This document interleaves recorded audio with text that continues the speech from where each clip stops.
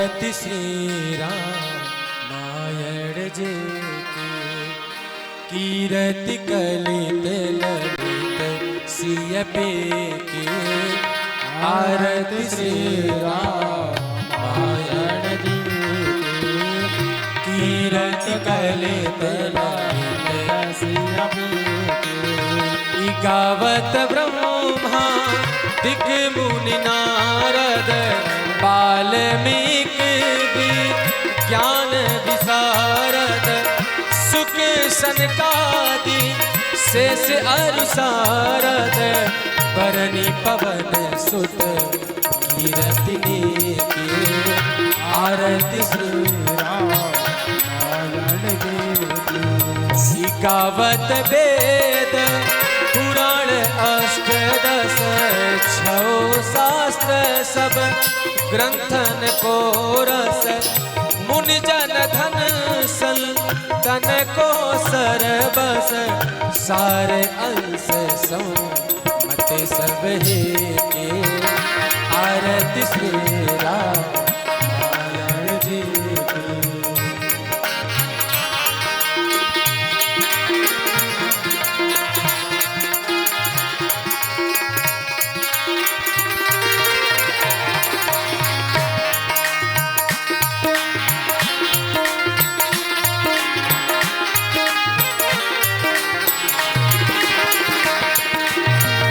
गावत संतत शंभु भवानी अरुघट संभव मुनि विज्ञानी व्यास आदि कवि बरज बखानी कागे भसुंड के आरती श्री रामायण जी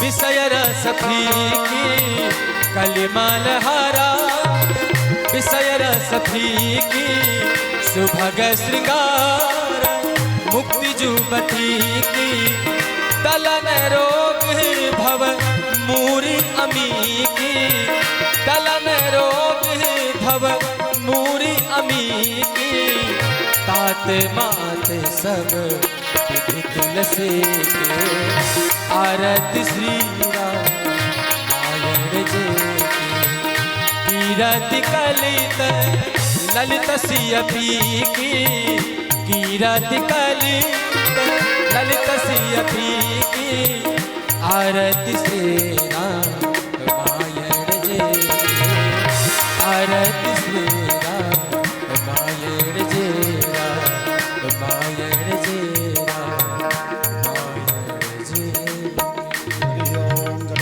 कर्णादिवादिवंदनमा पुष्पयुवंदनमा स्वात्माभिवंदनमा बोले सीतारामचंद्र भगवान की जय राधा कृष्ण भगवान की जय लक्ष्मी नारायण भगवान की जय हरि ओम नाना सुगंध पुष्पाणि यथा कालोद्भवानि च पुष्पांजलिर्मया दत्त्वा गृहाणा परमेश्वरो सीतारामचंद्राभ्यां नाम पुरुषोत्तमाय नमः मंत्र पुष्पांजलि समर्पयामि।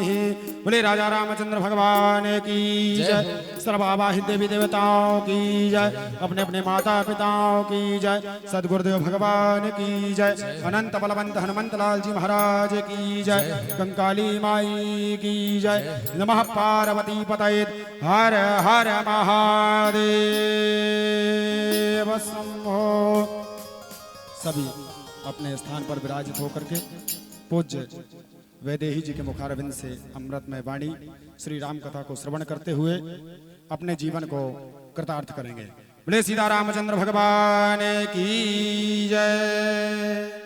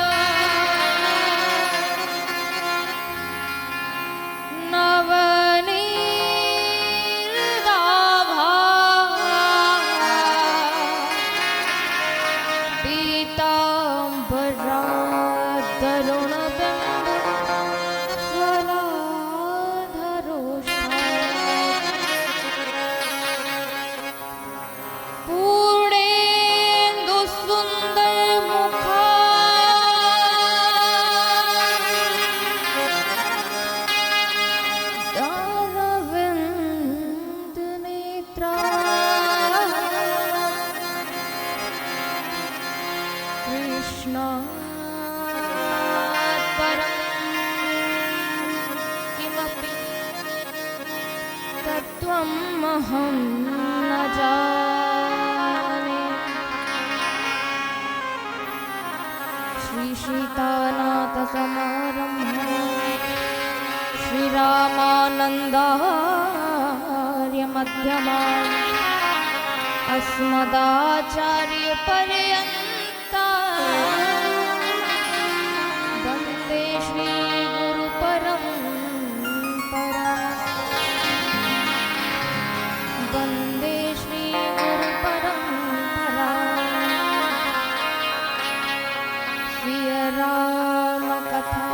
रस रसिक प्रभु शंभुनाथ हनुमान प्रेम सहित आसन धरम सुनहु कथा करुगा सुनहु कथा करुगा। आइए हम सभी कथा में प्रवेश करने से पूर्व भगवान के पावन पुनीत नाम का संकीर्तन करें, तत्पश्चात कथा में प्रवेश करें। श्री राम जय राम जय जय राम। श्री राम जय राम जय जय राम। श्री राम जय राम जय जय राम। श्री राम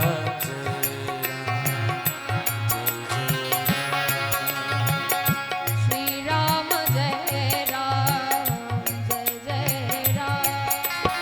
श्री राम जय राम जय जय राम। श्री राम जय राम श्री राम जय राम जय जय राम।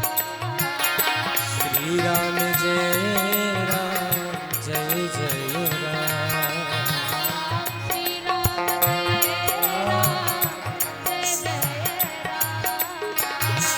राम जय राम जय जय राम।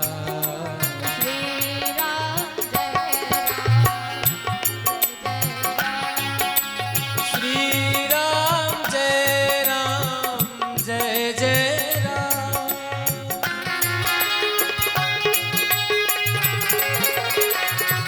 सभी लोग तालियों की सेवा करते हैं।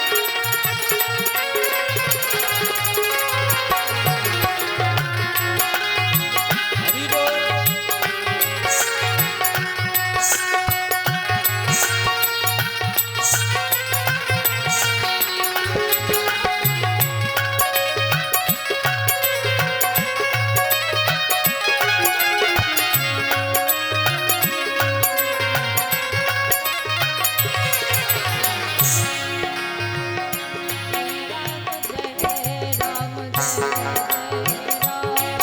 श्री राम जय राम जय जय राम। श्री राम जय राम जय जय राम। श्री राम जय राम जय जय राम। श्री राम जय राम जय जय राम। श्री राम जय राम जय जय राम। श्री राम हरि बोल। जय राम जय जय राम। श्री राम जय राम जय जय राम। श्री राम जय राम जय जय राम। श्री राम जय राम जय जय राम। श्री राम जय राम जय जय राम। श्री राम जय राम जय जय राम। श्री राम जय राम जय जय राम। श्री राम जय राम जय जय राम। श्री राम जय राम जय जय राम। बोली राघवेंद्र सरकार की। अकारण करुणा वरुणालय परात्पर ब्रह्म जगत नियंता जगदाधार भगवान राघवेंद्र सरकार के चरणों में कोटिशः प्रणाम। अम्बा परम्बा जगत जननी परम आह्लादनी शक्ति मैया जानकी जी के चरणों में कोटिशः प्रणाम। श्रद्धा विश्वास स्वरूप भूतनाथ भोलेनाथ माँ पार्वती के चरणों में कोटि कोटि वंदन प्रणाम। राम कथा के रस रसिक श्रोता ज्ञानियों में अग्रगण्य हनुमंत लाल जी महाराज के चरणों में कोटि कोटि वंदन प्रणाम। गोस्वामी तुलसीदास जी महाराज के चरणों में कोटि कोटि वंदन प्रणाम। श्री सदगुरुदेव भगवान के चरणों में कोटि कोटि वंदन प्रणाम। श्री वेद व्यास जी महाराज के चरणों में कोटि कोटि वंदन प्रणाम। यहाँ पर उपस्थित गार्गी माताएं बहनें विप्र मंडली बाल मंडली संत मंडली विद्युत वरेण्य जन आप सभी के मनमानस में विराजमान मेरे सर्वेश्वर भगवान को मैं वंदन प्रणाम करती हूँ। कल हम आप सभी ने सिया राम मैं सब जग जानी करम प्रणाम जोरी जोग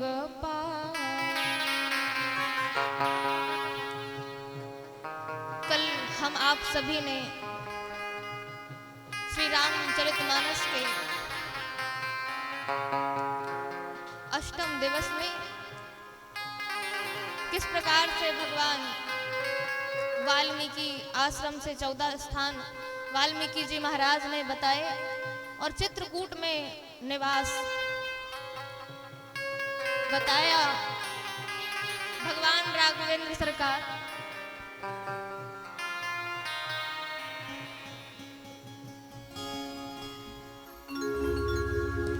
बोलिए सियावल रामचंद्र भगवान की जय।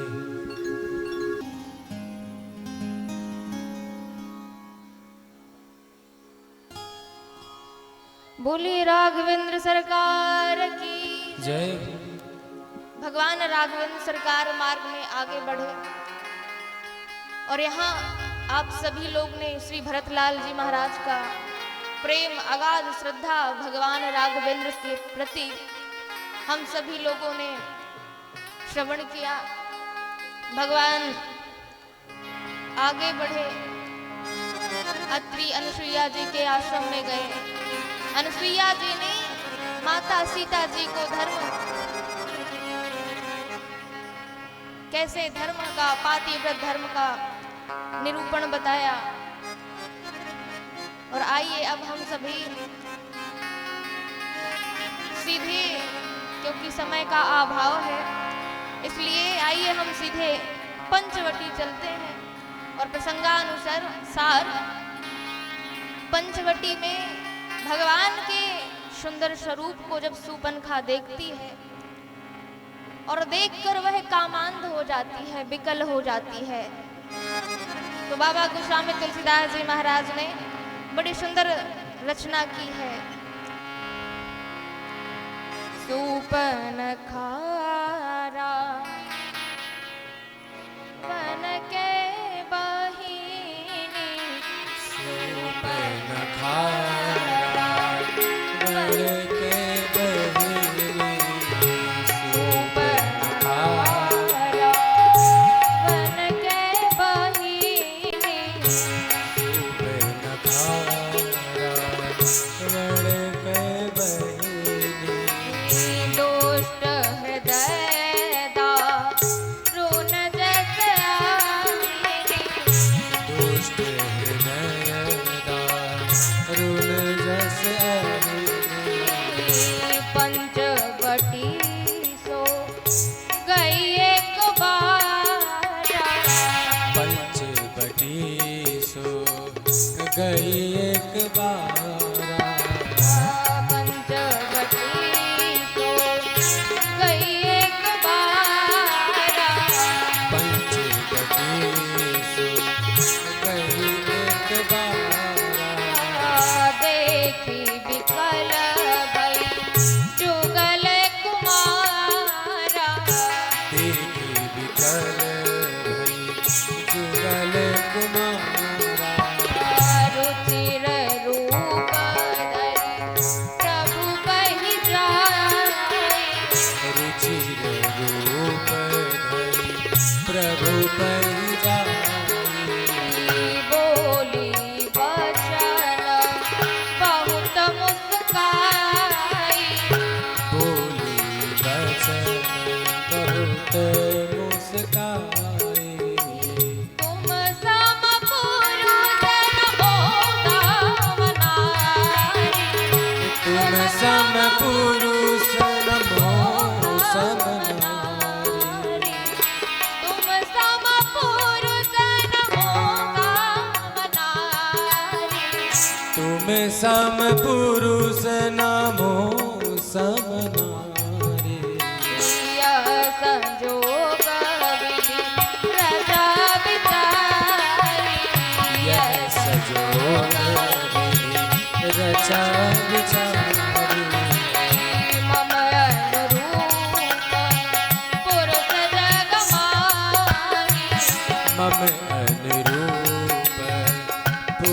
जग माहे मम अनुरूप पुरुष जग माहे मम अनुरूप पुरुष जग माहे देखे खोज लोक तिउनाही देखूं खोजे लोक तेहु नाहि देखे खोज लोक तिउनाही देखूं खोजे लोक तेहु नाहि देखे खोज देखे खोजे देखूं खोजे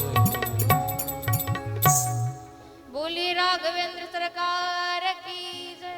जय आज सूपनखा भगवान के स्वरूप को देखती है तो कामांध हो जाती है, विकल हो जाती है और वह विचार करती है जो ये मेरा स्वरूप है यह तो भयावन है, भयंकर है। तो अपने स्वरूप को कैसा रख के जाती है?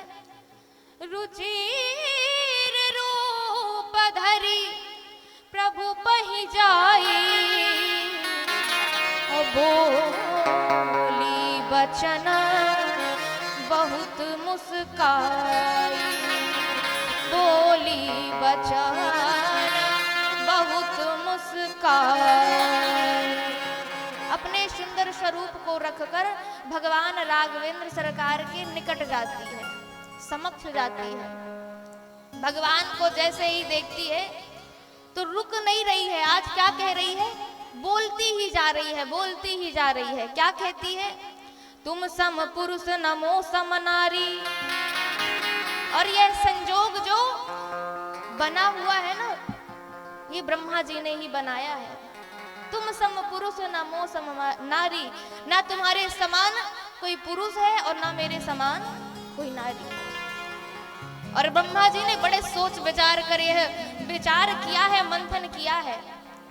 परंतु सरकार, ये जो आपका रूप है ना, क्या कहती सूपनखा?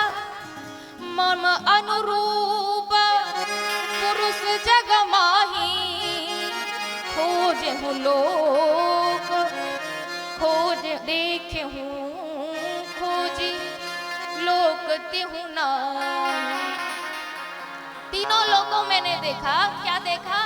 कि मेरे समान जिसको मैं वर्ण करूं, मेरे अनुरूप दुल्हा आज तक मिला ही नहीं। परंतु सरकार, मैंने आपको देखा ना, तो जो मेरा मन है ताते अब लगी रहूं कुमारी मन माना कछु तुम ही निहारी। सरकार, जब मैंने आपके स्वरूप को देखा ना, तो मैंने संकल्प ले लिया, मैंने मन में ठान लिया कि तीनों लोक में तो मैं खो जाई, पर मेरे अनुरूप दुल्हा आज तक मिला ही नहीं। पर सरकार, आपको जब मैंने देखा ना, तो मैंने ठान लिया कि अब विवाह तो आपसे ही करूंगी, क्योंकि मेरे अनुरूप तो इस संसार में कोई है ही नहीं। पर एक बात सरकार कहूं, जितनी मैं सुंदर हूं ना, जितनी मैं सुंदर हूं ना, उतने आप नहीं है। क्योंकि आपको देखकर जो मेरा मन है ना, मन माना कछु, थोड़ा सा मन माना है आपके स्वरूप को देखकर। मन माना कछु तुम ही निहारी। भगवान राघवेंद्र सरकार ने विचार किया कि भाई ये कह रही है कि मेरा मन आपको देखकर कुछ माना। और देखिए, अगर सूपनखा का अर्थ अगर विवेचन करें तो सूपनखा का अर्थ क्या है? सूप जैसे नख हो जिसके। और आज के युग में, अगर इस युग से, आज के युग से हम अगर देखा जाए तो जगह जगह जैसे हम कथा करने जाते हैं तो बड़ी सुंदर सुंदर कन्याएं मिलती हैं, और जब उनके नाखूनों को देखते हैं तो उनके जो नाखून है सूप जैसे। कभी कभी तो हम पूछ भी लेते हैं, अरे भाई ये जो आपने नाखून रखे हैं तो ये क्यों रखा जाता है? इतने बड़े बड़े नाखून कैसे काम करती होंगी? तो उन देवी जी ने हमसे कहा कि देवी जी आपको पता नहीं है, ये जो नाखून रखे हैं ना हमने, ये आज का मॉडर्न जमाना है, इसे फैशन कहते हैं। और हम मन में विचार किए कि वाह रे धन्य रे ये फैशन, आग ही लगे ऐसे फैशन में कि सूप जैसे नख रख रही हैं और इसे फैशन मान रही हैं।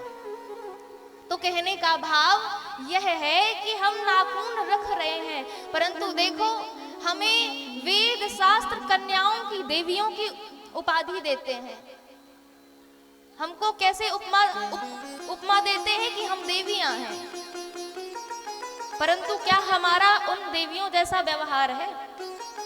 और जो नाखून रखती हैं वह विचार करिएगा कि जो आप लोग नाखून बड़े बड़े सूप जैसे रखती हैं, तो शास्त्र ग्रंथ हमें देवियों की उपमा देते हैं, उपाधि देते हैं, परंतु क्या हमारा ऐसा व्यवहार है? तो आप लोगों को देवी बनना है या सूपनखा बनना है, ये आप लोगों के ऊपर निर्धारित है। तो यहाँ पर सूपनखा कहती है सरकार मेरा जो मन है आपको देखकर कछु माना है, पूरा नहीं माना। अभी जो मेरा मन है पूरा नहीं माना। अब भगवान राघवेंद्र सरकार ने विचार किया कि ये सूपनखा कह रही है कि सरकार आपको देखकर मेरा मन कुछ माना है, और कहीं मुझसे सुंदर कोई मिल गया तो ये तो मुझे छोड़कर भागी जाएगी, ये तो पट्ट नहीं छोड़ के भाग जाएगी मुझे। अभी ये कह ही रही है कि आपको देखकर मेरा मन कछु माना, पूरा नहीं माना। तो अब विचार किया कि इसका थोड़ा सा परीक्षण ले लिया जाए। अब राघवेंद्र सरकार ने कहा कि सूपनखा देवी, ये जो आप प्रस्ताव रख रही हैं, ये प्रस्ताव तो ठीक है, परंतु तो मेरा तो विवाह हो चुका है। सीता जी की ओर देखकर कहते हैं सीता ही चितई कही प्रभु बाता। आपका मन देवी जी कुछ माना है, पर जो हमारे भ्राता श्री है, छोटे भैया हैं, उनको देखकर आपका मन पूरा मान जाएगा। जाओ और उनसे ही विवाह का प्रस्ताव रखो। और जैसे ही आज सूपनखा लखनलाल जी के पास गई है, तो क्या कहती है? जैसे ही लखनलाल जी के पास गई तो लखनलाल जी कहते हैं अरे देवी माता जी आप क्यों आई हैं मेरे निकट? अब सूपनखा ने कहा कि भाई देखिए, ना आपसे मैंने कभी पहले मिला, ना ही आपको देखा, परंतु आप कह रहे हैं माता जी, इसका अर्थ मैं आज तक नहीं समझ पाई, क्या कारण है? और रघुवीर ने कहा कि आहाई कुमार मोर लघु भ्राता। ऐसा क्यों कहा? लखनलाल जी महाराज कुंवारे तो थे नहीं, वैवाहिक थे। तो यहाँ पर जो सूपनखा कह रही है सरकार कि मैं भी कुंवारी नहीं हूं।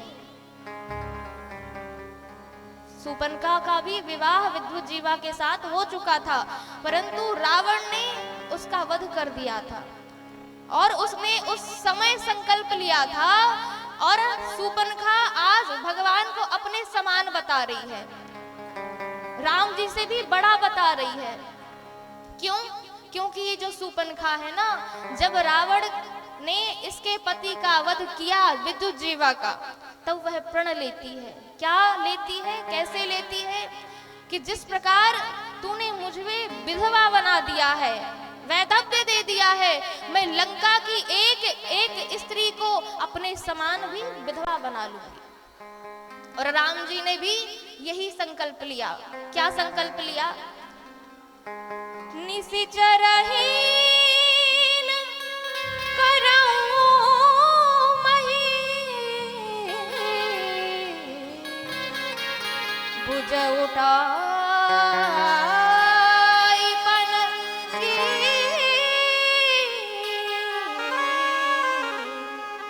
सकल मुनिन के आश्रमन जाई जाई सुख दी।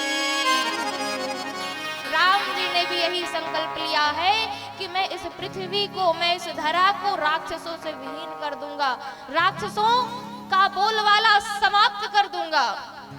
और सज्जनता को, धर्म को स्थापित कर दूंगा। अब बड़ी क्यों बता रही है सूर्पनखा? क्योंकि देखिए आज सूर्पनखा ने क्या किया, अपने भाई बांधवों स्नेही जनों को सबका वध करवा देती है। और राम जी ने क्या किया? राम जी ने तो राक्षसों का वध किया ना। सूर्पनखा अपने भाई भतीजे स्नेही जनों को सबका वह वध करवा देती है। इसलिए सूर्पनखा स्वयं को बड़ा कह रही है। और सूर्पनखा ब्राह्मण है और राघवेंद्र सरकार रघुवंशी हैं, इसलिए सूर्पनखा स्वयं को बड़ा बता रही है। अब देखिए जब लखनलाल जी महाराज ने कहा मैया आप मेरे पास क्यों आई हो, राम जी ने कहा कि अहै कुमार मोर लघु भ्राता। और ये सूर्पनखा क्या है? दुष्ट हृदय दारुण जस अहिनी। अहिनी का अर्थ होता है सर्पणी। और भगवान ने कहा कि लक्ष्मण जी के पास जाइए। लक्ष्मण जी क्या है? शेषनाग। तो भाई सर्पणी का विवाह शेषनाग से हो तभी बात जमेगी। और जैसे ही निकट गई तो लखनलाल जी ने कहा अरे माता आप क्यों आई हैं मेरे पास? तो सूर्पनखा कहती है कि आज तक मैंने आपको कभी देखा नहीं, सुना नहीं। तो क्या कहती है सूर्पनखा? मैं गढ़ लंक निवास करूं, तू रहता वन में ब्रह्मचारी। भेंट भई न कबहु सपने के ही कारण से तुम्हारी महतारी। लखनलाल जी ने कहा सूर्पनखा तुम बिल्कुल सत्य बोल रही हो, पर मेरी बात भी तो सुन लो कि मैंने तुम्हें माता क्यों कहा। तो क्या कहते हैं लखनलाल जी? कहते हैं तू गढ़ लंक निवास करे, मैं रहता वन में ब्रह्मचारी। और बिल्कुल सत्य है कि तुमसे भेंट भी नहीं हुई, पर आपको मैंने माता जी इसलिए कहा कि तुम राम के पास गयो पहले, यही कारण से हमारी महतारी। क्योंकि मेरी माता ने, पता है देवी जी, माता जी, मेरी माता ने कहा है, क्या कहा है कि आपके जो पिताजी है ना वह राम जी हैं, और आप पहले प्रथम पिताजी के पास गई मेरे, और प्रेम का विवाह का प्रस्ताव लेकर गई, इसलिए आप मेरी माता जी हैं। तात तुम्हारा मातु वैदेही, तात तुम्हारा मातु वैदेही, तात तुम्हारा मातु वैदेही, तात तुम्हारा मातु वैदेही, तात तुम्हारा मातु वैदेही, तात तुम्हारा मातु वैदेही, पिता राम सब भांति सनेही, पिता राम सब भांति सनेही, पिता राम सब भांति सनेही, सब भांति सनेही, सब भांति सनेही। लखनलाल जी ने कहा कि सूर्पनखा देखो राम जी के ही पास तुम जाओ, हमारे भगवान हैं, ये हमारे नाथ हैं। अब सूर्पनखा फिर भगवान राघवेंद्र सरकार के पास गई तो भगवान राघवेंद्र सरकार ने कहा कि देवी देखो हमारा विवाह हो चुका है, सीतई चितई कही प्रभु भ्राता, और अपनी बात रखते हैं और कहा कि मेरा विवाह तो हो चुका है। और एक बार पुनः लखनलाल जी के पास जाती है तो लखनलाल जी से कहते हैं कि देवी माता जी यह तो बताइए, आप यह बताइए कि आपको रानी बनना है या दासी बनना है? क्यों? क्योंकि भगवान राघवेंद्र सरकार मेरे भैया है ना, जो राजा हैं वह सबके राजा हैं, तो तुम्हें रानी बनना है या दासी बनना है? तो सुपनखा कहती है, अरे मुझे दासी नहीं बनना, मुझे तो रानी बनना है। रानी बनना है तो राजा के पास जाओ, मैं तो केवल दास हूं उनका। और देखो भगवान जो कुछ करे वह सब अच्छा है, सब थोड़ा है, इसलिए मैं कहता हूं कि आप मेरे राजा, मेरे भगवान के पास, मेरे नाथ के पास जाइए, वो जो करे वह सब थोड़ा है। इसलिए सुंदरी सुन मैं उनकर दासा, सुंदरी सुन मैं उनकर दासा, पराधीन नहीं मोर पासा, सुंदरी सुन मैं उनकर दासा।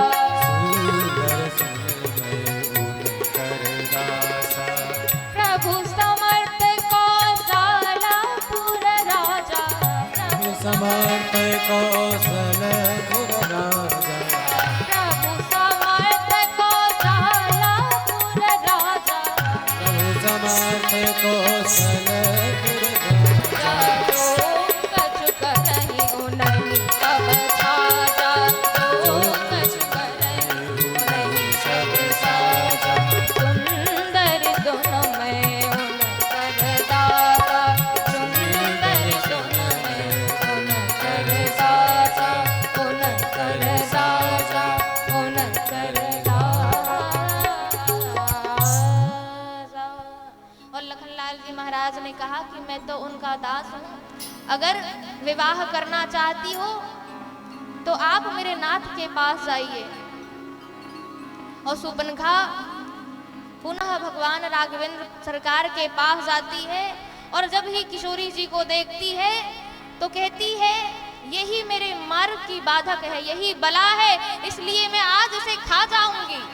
और जैसे ही दौड़ी श्री किशोरी जी की ओर, लखनलाल जी की तरफ इशारा राघवेंद्र सरकार ने किया, और इशारा करते ही आज लखनलाल जी महाराज ने उसको नाक कान के बिना कर दिया, नाक कान काट दिया। लक्ष्मण अति लाघव सो नाक कान बिनु कीन, ताके कर रावण कहा मनो चुनौती दी। आज लखनलाल जी महाराज ने अपनी तलवार को निकालकर सुपनखा के नाक कान को काट कर उसकी हथेली में दे दिया, हाथ में दे दिया। अच्छा, नाक क्यों काटा? नाक इसलिए काटा कि इसे लखनलाल जी कहते हैं कि तू तीनों लोगों में अपने वर को देख आई, पर तेरे लायक कहीं दुल्हा नहीं मिला। तो जब तुझे लाज मर्यादा नहीं है तो इतनी बड़ी नाक लगाने का कोई मतलब है नहीं। तो नाक को क्या करेगी लगा के? तो ले, नाक को ही काट देता हूँ। अच्छा, कान को क्यों काटा? अब ये जो सुपनखा थी वह सुनती तो थी नहीं, बोली बहुत, बोली वचन बहुत मुस्काई, बहुत ही बोली और बहुत मुस्कुरा रही है। इसीलिए कहते हैं, लखनलाल जी ने कहा, सुनती तो हो नहीं तुम कुछ, तुम्हें बोलना आता है केवल, सुनना तो आता नहीं है। तो ये कान रख कर, कान लगा कर क्यों बैठी हुई हो? इसलिए कान को भी लो मैं काट देता हूँ। और कान नाक काट दिए, और जैसे ही बिहवल होकर वह अपने भाइयों के पास जाती है, खर और दूसर के पास। और जैसे ही जाती है और सारा वृत्तांत बताती है, सारा वृत्तांत जैसे ही बताती है, दोनों भाई क्रोधित हो गए और सेना के साथ पंचवटी में आक्रमण कर दिया। मोहिनी अस्त्र से भगवान राघवेंद्र सरकार ने उनका उद्धार किया, और जैसे ही उद्धार किया और भी बिहवल हो गई। दुखी होकर आज सुपनखा रावण के पास जाती है और कहती है, अरे भैया, तू मदिरा में मदांध है। पंचवटी में दो राजा के बालक आए हुए हैं, और सारा वृत्तांत बता देती है। और धीरज धरा कर, आश्वासन देकर रावण विदा करता है सुपनखा को, और विचार करता है कि खरदूषण को राजा के बालकों ने मार दिया, वध कर दिया, ऐसा कैसे हो सकता है? खर दूषण मोहि सम बलवंता। खर और दूषण तो मेरे समान ही बलवान है। खर दूषण मोहि सम बलवंता, इन्हीं को मारहि बिनु भगवंता। इनको बिना भगवान के कोई नहीं मार सकता। और आज रावण विचार करने लगा सारी रात्रि। वह उसने क्या किया कि माला लेकर जपने का, भगवान के नाम लेने का प्रयास किया, परंतु असफल रहा। जब वह माला में नाम जपता, वह भगवान का नाम उच्चारण करता, तो उसके हाथ से माला गिर जाती, उसे नींद आने लगती। तो वह सोचता है कि हो यही भजन ना तामस देहा। अब इस शरीर से भजन होने वाला तो है नहीं, इसलिए क्यों ना ऐसा करूं मैं कि भगवान से अकारण ही मैं बैर लूं। अगर भगवान होंगे तो मेरा उद्धार कर देंगे, और साधारण मनुष्य होंगे तो मैं उनका वध कर दूंगा। इस प्रकार से सोचकर आज रावण विचार करते करते यह विचार कर रहा है। और इधर भगवान राम ने कहा, श्री जी, देवी जी, सीते, हम इस भूमि में, इस धरित्री में कुछ लीलाएं करना चाहते हैं। हे प्रिय, सुनहु प्रिया व्रत रुचिर सुशीला, मैं कछु कराव ललित नर लीला। मैं सुंदर सुंदर लीलाएं करना चाहती हूँ, इसलिए तुम पावक महु करहु निवासा, जो लगी करो निशाचर नासा। आप अग्नि में प्रवेश करिए, तब तक मैं इस धरित्री को राक्षसों से, जो राक्षसों का बोलबाला है, उस राक्षसों के राक्षसत्व को समाप्त करूंगा। इसलिए श्री किशोरी जी ने निज प्रतिबिंब राखिता सीता, तैसै शील रूप सुविनीता। और यह भेद को लखनलाल जी महाराज भी नहीं जानते। श्री किशोरी जी ने अग्नि में प्रवेश किया और निज प्रतिबिंब को, अपना ही प्रतिबिंब वहां पर स्थापित कर लिया। और रावण यहाँ विचार करता है कि अब क्या किया जाए। तो आज रावण मामा मारीच के पास पहुंचा और मारीच से जैसे ही कहता है कि मामा मारीच, मैं आपका भांजा आपको प्रणाम करता हूँ। और जैसे ही प्रणाम करता हुआ देख, आज मामा मारीच समझ गए कि कछु न कछु बात है, इसीलिए आज रावण ने हमको याद किया है। और सत्य बात तो यह है कि कोई पापाचारी, अत्याचारी, नीच व्यक्ति अगर आपको झुक रहा है, आपसे मीठी बात कर रहा है ना, तो समझ जाना चाहिए कि दाल में कुछ काला है। आज मारीच ने कहा कि आप क्यों आए हैं, आप आए क्यों हैं? तब यहाँ पर रावण ने सारा वृत्तांत बता दिया। और रावण ने जब वृत्तांत बताया तो मारीच क्या कहते हैं, तुमने अभी भगवान के प्रभाव को नहीं देखा, पर मैंने भगवान के, राम जी के प्रभाव को देखा है। इसलिए मैं तुम्हें यही सलाह देता हूं कि वह ब्रह्म है, उनसे विरोध ना करो, उनसे विरोध ना करो। क्योंकि बिना फर का बाण मुझे मारा, बिनु फर बाण राम ते ही मारा।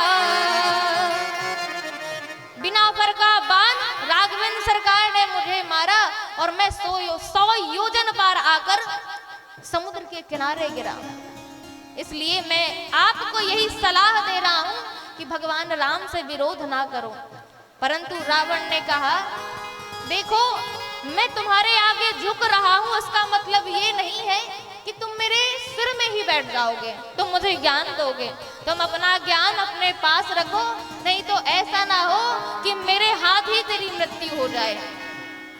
और जब अगर तू यह विचार कर रहा है ना तो अब विचार कर ले कि मेरे हाथ से तुझे मरना है कि भगवान के हाथ से तुझे उद्धार होना है। अब ये विचार तुम खुद कर लो कि भगवान के हाथ से तुम्हें उद्धार होना है या मेरे हाथ से मरना है। अब मारीच विचार करता है कि इस दुष्ट अपराधी से के हाथ से मरने से अच्छा कि भगवान के हाथ से मैं उद्धार हो जाऊं। और मारीच चल पड़ा, स्वर्ण मृग बन गया। और पंचवटी में ही श्री जी पुष्पों का चयन कर रही थी उसी समय। और जैसे ही देखा मृग मारीच को, स्वर्णमय मारीच को, श्री जी कहती हैं आई पंचवटी और भगवान राघवेंद्र से कहती हैं प्रभु ये जो स्वर्ण मृग है ना, इस स्वर्ण मृग को हम निशानी स्वरूप अपने अयोध्या जी ले जाएंगे। और जैसे ही कहा भगवान राघवेंद्र सरकार स्वर्ण मृग के पीछे भागते भागते भागते भागते पीछे पीछे भाग रहे हैं। वह स्वर्ण मृग आगे आगे दौड़ा जा रहा है। और जैसे ही आगे चला, बहुत दूर ले गया वह मारीच, तब भगवान राघवेंद्र सरकार ने उसे बाण मारा। और बाण मारा तो हा लक्ष्मण हा राम कहकर पुकार किया। और जैसे ही कहा तो सीता जी ने कहा कि लक्ष्मण देवर जी, ऐसा मुझे लग रहा है कि मेरे नाथ को कोई, ऐसा लग रहा है कि कोई अपशगुन सुना रहा हो, कोई संकट आन पड़ा हो। तुम जाओ और अपने भैया की रक्षा करो। और ना जाने कैसे कैसे दुर्वचन जानकी जी ने कहे हैं, परंतु माता की आज्ञा को पालन करते हुए लखनलाल जी महाराज रक्षार्थ हेतु तत्पर हो गए और चल पड़े। लक्ष्मण रेखा खींचकर वह विदा लेकर माता को चरण स्पर्श कर कर चल पड़े। और इधर सन्यासी का वेश रावण रखकर सोदक शीस श्वान की नाई, इत उत चितई चला भड़ियाई, इत उत चितई चला भड़ियाई। आज कुत्ते की तरह रावण, गोस्वामी तुलसीदास जी महाराज ने रावण को कुत्ते की उपमा दी है कि यहाँ देखकर वह देख रहा है। और भगवती को देखा तो भगवती माँ पाराम्बा जनक नंदिनी को प्रणाम करता है मन ही मन में। और भिक्षा लेने के लिए भिक्षार्थ हेतु तत्पर हो गया। माता जब भिक्षा लेने आई तो आप सभी को विदित है कि रावण पुष्पक विमान में बैठाकर माता सीता का हरण करता है। और इधर लखनलाल जी के पास, जब लखनलाल जी रामभद्र जी के पास गए तो भगवान राघवेंद्र सरकार ने कहा कि लगता है लक्ष्मण ये कोई कुचक्र रचा गया है, सीता पर लगता है विपत्ति आन पड़ी है। और वह वेग द्रुत गति से पर्णकुटी के पास आए, देखा कि पर्णकुटी में आज जानकी जी नहीं है। आज जानकी जी को ढूंढते ढूंढते भगवान बिलख रहे हैं, हा जानकी हा जानकी। आश्रम देखी जानकी हीना, भय विकल जस प्राकृत दीना, भय विकल जस प्राकृत दीना। विरह व्यथा से व्यथित द्रवित हो, वन वन भटके वन वन भटके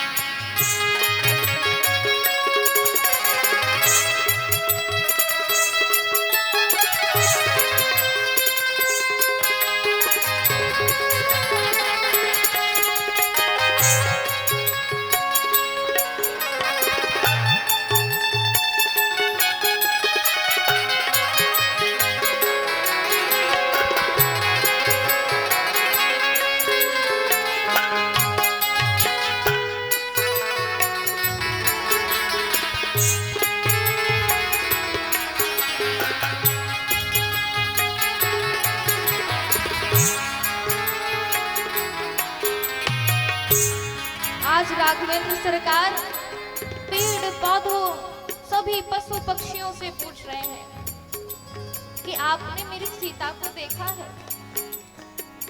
कुंजन माहीना सरिता तीरे विरह विकल रघुवीर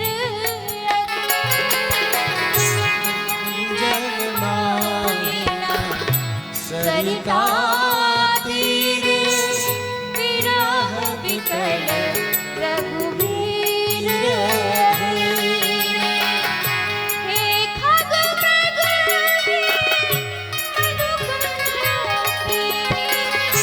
तुम देखी सीता मृग देखी सीता वृक्षलता से जो सीता से पूछत डोलेरा पूछत डोलेरा विरह व्यथा से व्यथित रवित हो वन वन भटकेरा वन वन भटकेरा अपनी सिया को प्राण प्रिया को पग पग ढूंढेरा विरह व्यथा से व्यथित रवित वन वन भटकेरा वन वन भटकेरा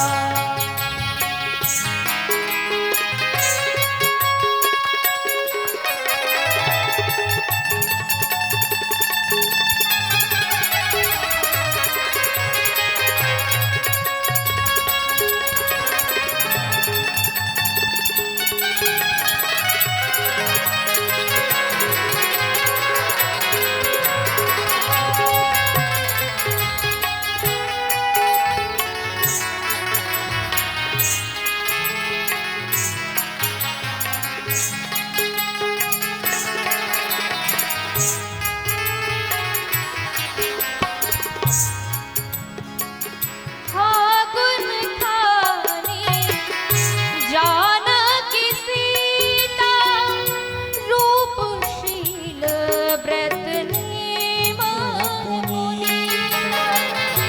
फागुन खानी जानकी सीता रूपशील व्रत नाम पुनीता प्राणाधिका घनिष्ठ स्नेही कबहु न दूर भई कबहु न दूर भई श्री हरि जो श्री हीन सिया बिन ऐसे लागे ऐसे लागे विरह व्यथा से व्यथित द्रवित वन वन भटकेरा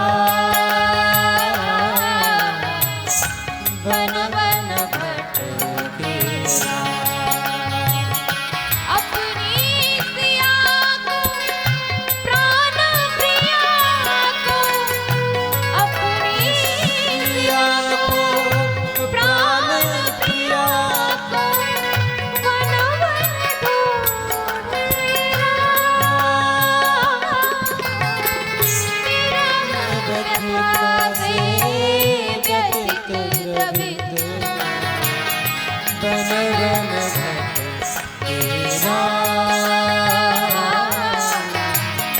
वन वन भटकेरा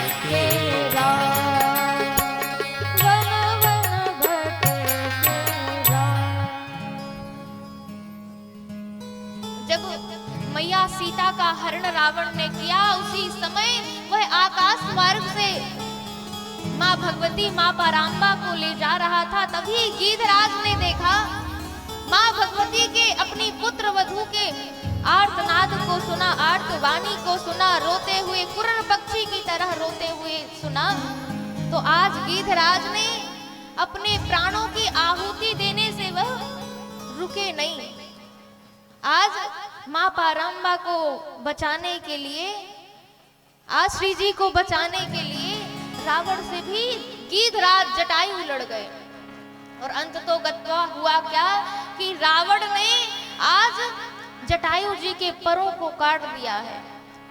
और भगवान ढूंढते ढूंढते मार्ग से जा ही रहे थे तो हा राम हा राम हा राम, राम राम का नाद उच्चारण करते हुए गीधराज जी को देखा।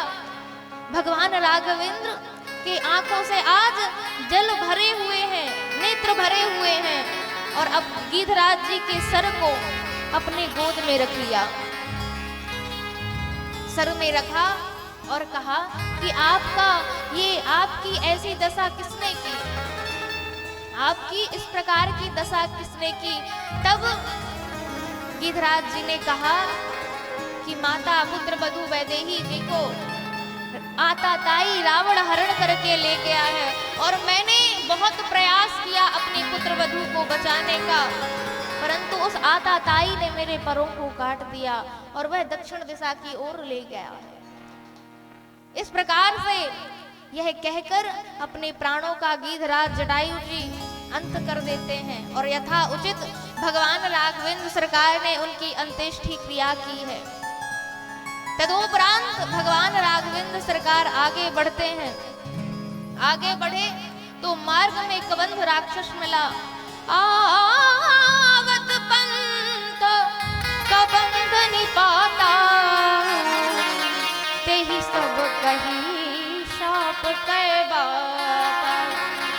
आज कबंध ने श्राप की सारी बातें कही, सारा वृत्तांत बताया और माता सबरी का पता बताया। भगवान आगे बढ़े हैं और ये शबरी कौन है? ये शबरी मैया भगवान राघवेंद्र सरकार की भक्त हैं, परम भक्ता है। वह भगवान राघवेंद्र सरकार को भजती हैं, पूजती हैं अपने गुरु का विश्वास कर कर। जब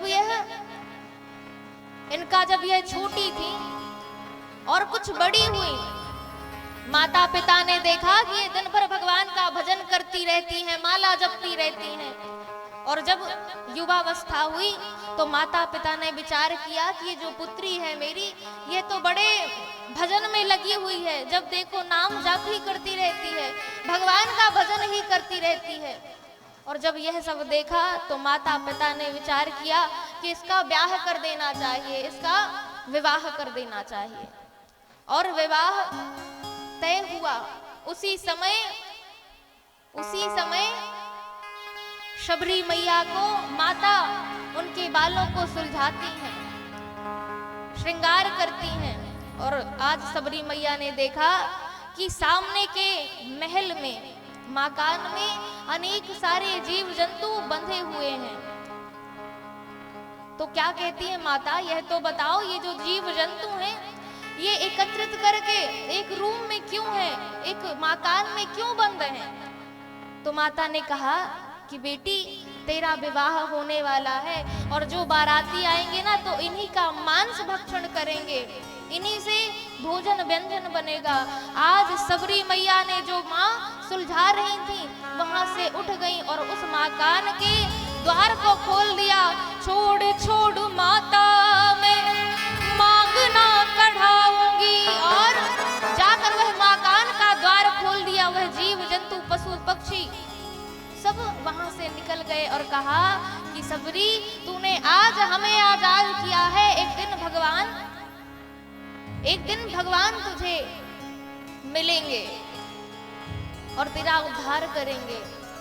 माता सबरी का जो मन है ना भगवान के भजन में लगा रहता था। और देखिए घर में रहने का मानस नहीं था, परंतु जब वह भागती भागती वन गई तो अब विचार करती हैं एक तो मैं नारी हूँ और शूद्रा हूँ। अगर मैं संतों के पास जाऊंगी तो वह तो मुझे स्पर्श ही नहीं करेंगे। इसलिए क्या करूं एक बिटप के नीचे बैठकर यह विचार करती हैं। और भगवान का जब स्मरण किया तो उन्होंने विचार किया कि अगर मैं संतों के पास नहीं रह सकती, सन्निधि में नहीं रह सकती, तो क्यों ना मैं संतों की सेवा करूं, और ऐसा करूं कि सेवा तो दिखे पर सेवक ना दिखे। और ऐसी सेवा करती कि समिधा बीन कर लाती, रात्रि में ही सारा कार्य कर देती, आश्रम में झाड़ू लगा देती और पूरा साफ कर देती, समिधा ले आती।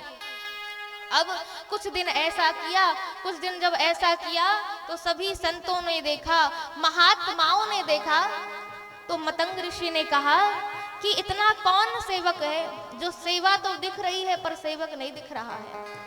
सभी महात्माओं ने कहा, प्रभु हमने तो यह साफ सफाई नहीं की, ये सविधा बीन कर भी हम नहीं लाए। अब सभी ने देखा कि जब किसी ने नहीं किया यह सारा काम तो ये सेवा कौन कर रहा है। अब जो सेवक थे वह रात दिन जाग कर देखने लगे, पर सबरी मैया ऐसी सेवा करती कि उन्हें कोई पकड़ ना पाता। परंतु एक दिन ऐसा हुआ कि सबरी मैया ने सविधा का गट्ठा फेंका नीचे, तो एक सेवक ने हाथ पकड़ लिया, और हाथ जैसे पकड़ा आज सबरी मैया थर थर कांपने लगी, उनके नेत्रों में जल भर आया और सब महात्माओं से कहती है, मुझे क्षमा कर दो, मैंने बहुत बड़ा अपराध किया है, अपितु मैं क्षमा योग्य नहीं हूँ, पर हे भगवान आप मुझे क्षमा कीजिए, हे नाथ आप मुझे क्षमा कीजिए। मतंग ऋषि ने कहा, बेटी तुम ऐसा क्यों कर रही हो, ये सेवा क्यों कर रही हो। तो सबरी मैया ने कहा, सारा वृत्तांत बता दिया कि हे भगवान मैं घर में रहूं तो घर में आश्रम में रहने का मानस नहीं है, और अगर आपकी सन्निधि में रहूं तो आप पर आँच आने लगेगी, इसलिए मैं सेवा करती हूँ, दूर से ही सेवा करती हूँ। आज मतंग ऋषि के नेत्र हैं वह भर आए और कहा, बेटी तुम्हें अब कहीं जाने की जरूरत नहीं है, अब तुम यहीं रहो और खूब भगवान का भजन करो। और सबरी मैया से कहते हैं, तुम्हें सेवा करने की, कार्य करने की भी आवश्यकता नहीं है, तुम खूब राम जी का नाम लो, खूब नाम जप करो, खूब भगवान का जाप करो।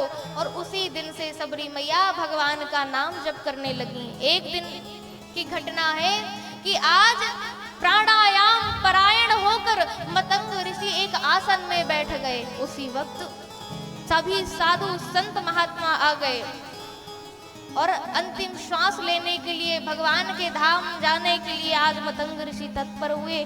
उसी समय मैया आई। सबरी माता ने कहा, पिताजी आप कहाँ जा रहे हैं, आप कहाँ जा रहे हैं, यह तो बताइए, और कब आएंगे। क्योंकि सबरी मैया ये नहीं जानती कि मेरे पिताजी कहाँ जा रहे हैं, और जहाँ जा रहे हैं वहां से कभी कोई आता ही नहीं। और ऐसा जब ही सबरी मैया ने पूछा है तो मतंग ऋषि कहते हैं कि बेटा मैं भगवान के धाम जा रहा हूं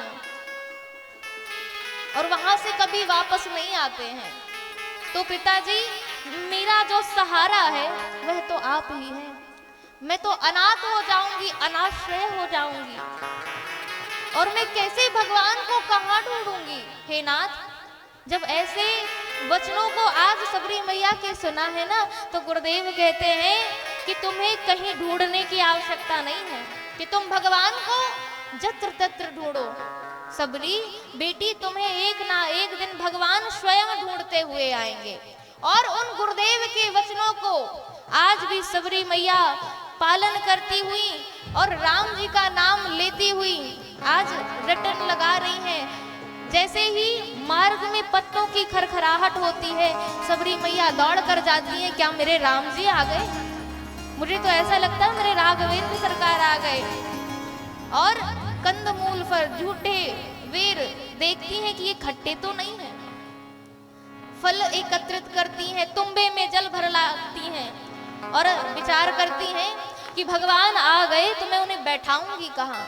तो केले के पत्ते का आसन बनाती हैं, पुष्पों से आच्छादित मार्ग कर देती हैं और ऐसी सेवा करती हैं। और ऐसी सेवा करते करते राम जी का नाम लेते लेते आज सबरी मैया भगवान का इंतजार कर रही हैं। और भगवान का इंतजार कैसे करती हैं?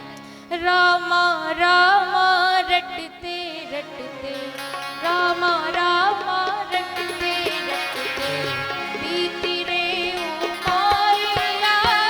रामा रामा रटते रटते, बीती रे उमरिया। रामा रामा रटते रटते, रामा रामा रटते रटते, बीती रे उमरिया। रामा रामा रटते रटते, बीती रे उमरिया। रामा रामा रटते रटते, रामा रामा रटते रटते, बीती रे उमरिया।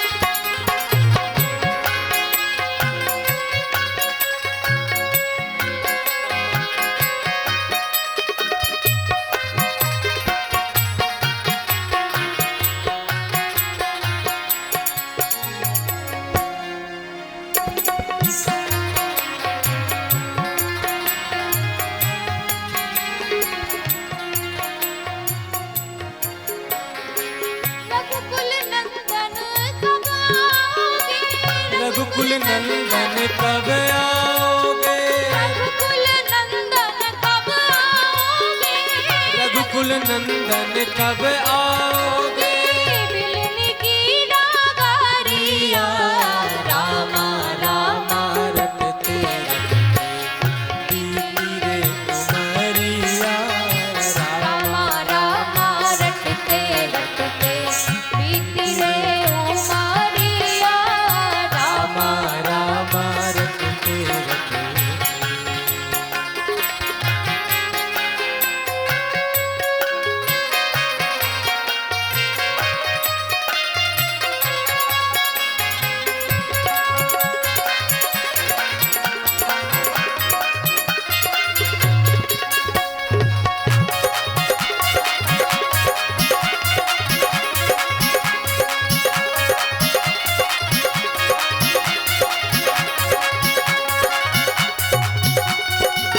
सभी लोग तालियों की सेवा करते हैं।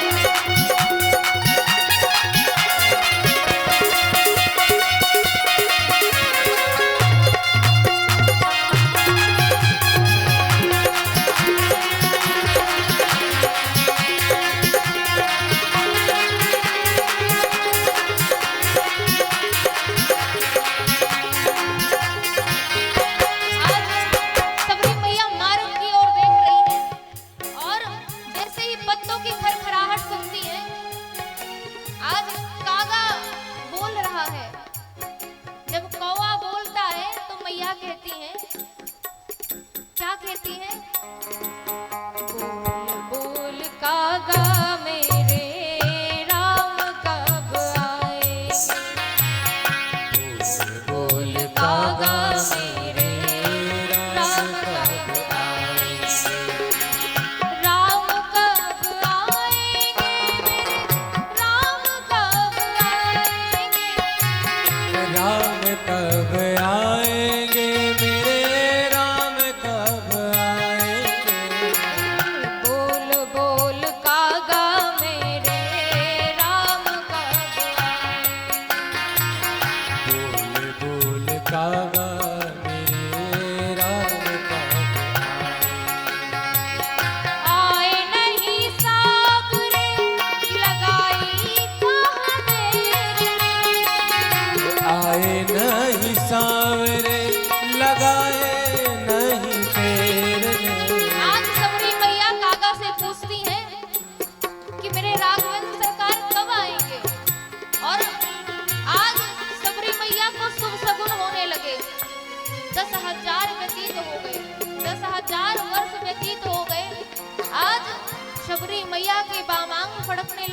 भाई आंखें फड़कने लगी और विचार करने लगी कि क्या भगवान आएंगे तो मुझे तो ढूंढते हुए आएंगे, तो मैं बाहर क्यों बैठूं, मैं अंदर ही चली जाती हूँ।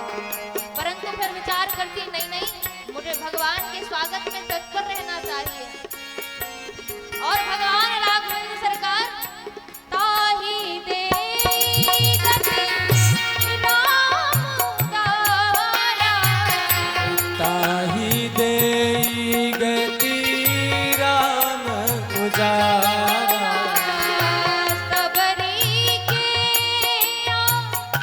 श्रम बहुधारा, सबरी के आश्रम बहुधारा, ताहि देई गति राम उधारा, शबरी के आश्रम बहुधारा। श्री राम जय राम जय जय राम, श्री राम जय राम जय जय राम, श्री राम जय राम जय जय राम, श्री राम जय जय राम।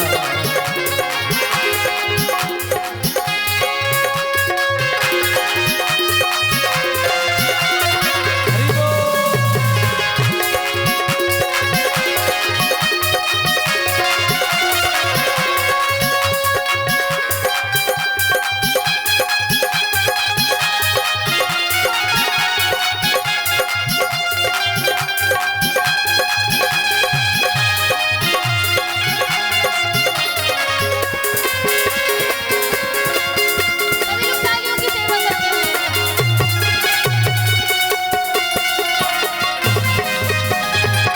बोलिए राघवेंद्र सरकार की। जय हो।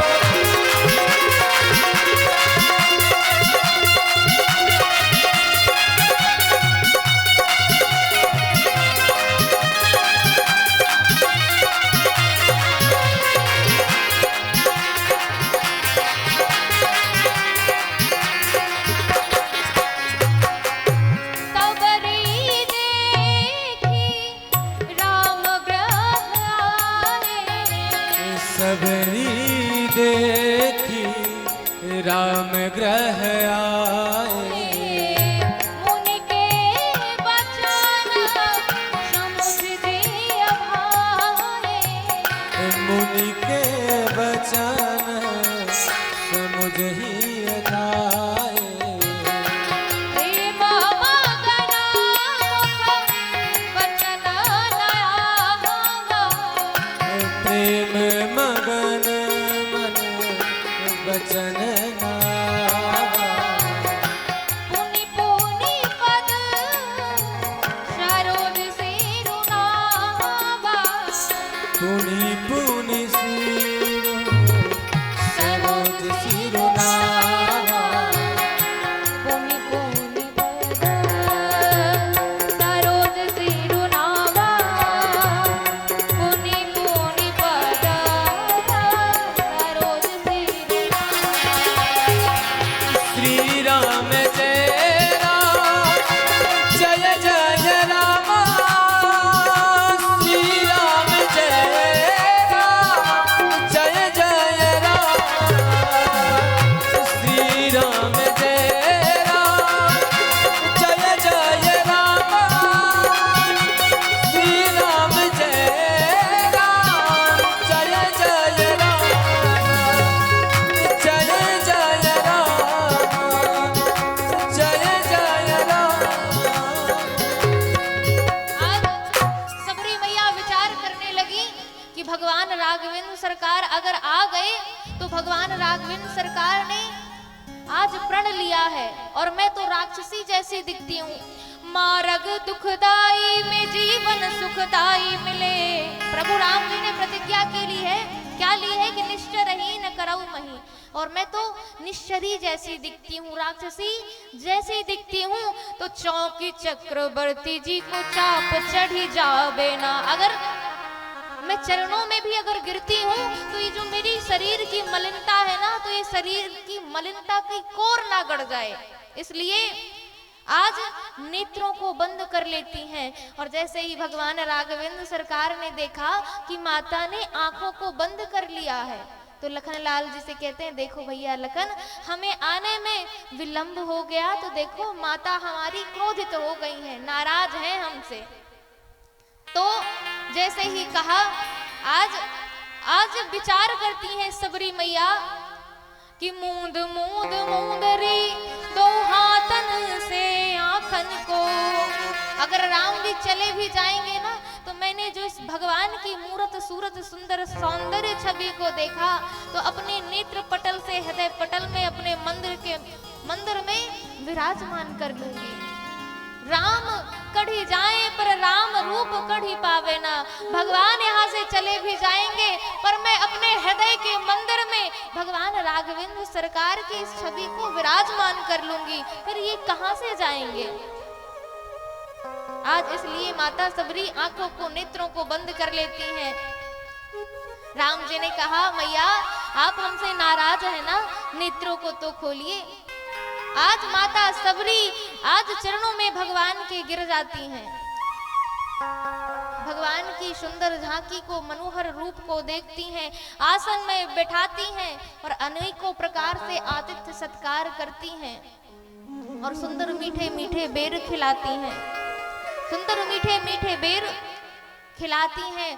तो भगवान राघवेंद्र सरकार आज सब प्रकार से, सब भांति से, अनेक प्रकार से प्रशंसा कर रहे हैं कि बहुत ही सरस, बहुत ही मधुर, बहुत ही मीठे आपके ये जो फल हैं माता, बहुत ही स्वादिष्ट हैं।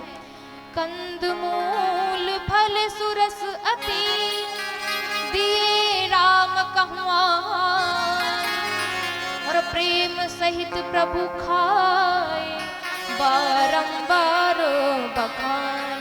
प्रेम सहित भगवान ने पाए। और माता सबरी ने कहा, प्रभु मैं तो शूद्रा हूं, मैं आपकी किस प्रकार से स्तुति करूं। पर भगवान राघवेंद्र सरकार ने कहा कि मां, मैं आपसे जो कह रहा हूं, ये जो जाति पाति कुल धर्म बढ़ाई, धन बल परिजन गुण चतुराई, कोई मुझे धन से नहीं पा सकता, कोई मुझे चतुराई से। वह कितने उच्च कोटि का कुलीन ब्राह्मण है, जाति पाति से मेरा मतलब नहीं होता। मेरा मतलब किससे होता है? कह रघुपति सुनु भामनी बाता, मानहु एक भगति करनाता। मेरा उस जीव से नाता होता है, उस जीव से संबंध होता है जो भक्ति करता है, मुझे अपना मानता है। और माँ सबरी ने कहा, जहां पर गुरुदेव ने समाधि ली हुई थी, उस समाधि का दर्शन कराती हैं। तदोपरांत भगवान राम ने नवधा भक्ति का उपदेश दिया। नवधा भक्ति का कैसे उपदेश देते हैं, बाबा गोस्वामी तुलसीदास जी वर्णन करते हैं।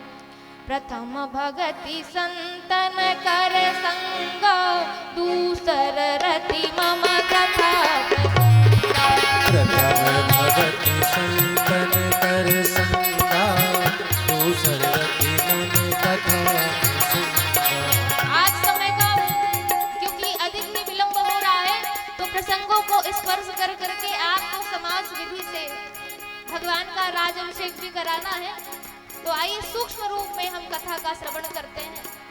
गुरुपद पंकज सेवा, ईश्वर भगति अमान, चौथी भगति मम गुनगना, करई कपट तजि जाय, मंत्र जाप मम दृढ़ विश्वासा, पंचम भजन सुवेद प्रकाशा, अथक तपशील विरति बहु कर्मा, निरत निरंतर सज्जन धर्मा, सातम सम मोहि मैं जग देखा, होते संत अधिक करि देखा, आठम जथा लाभ संतोषा, सपने नहीं देखे कर नवम सरल सब कहा छलहीना, मम भरोसे ही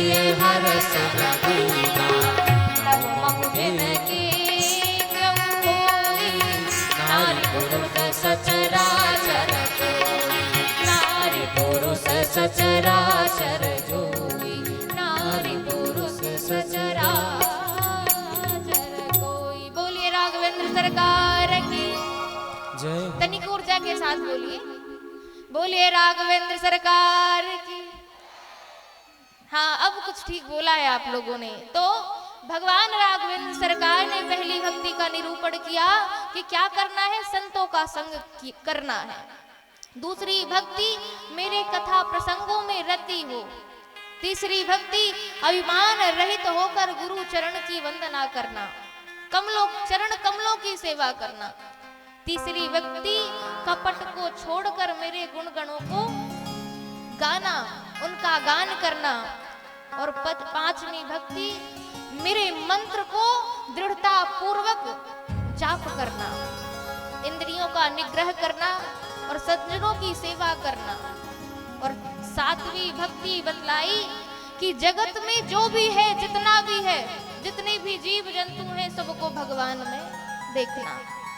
आठवीं भक्ति बताई कि जीवों को जितना भी मिला है, इंसान को जितना भी मिला है, उस जो भी प्राप्त है उसी को पर्याप्त समझना।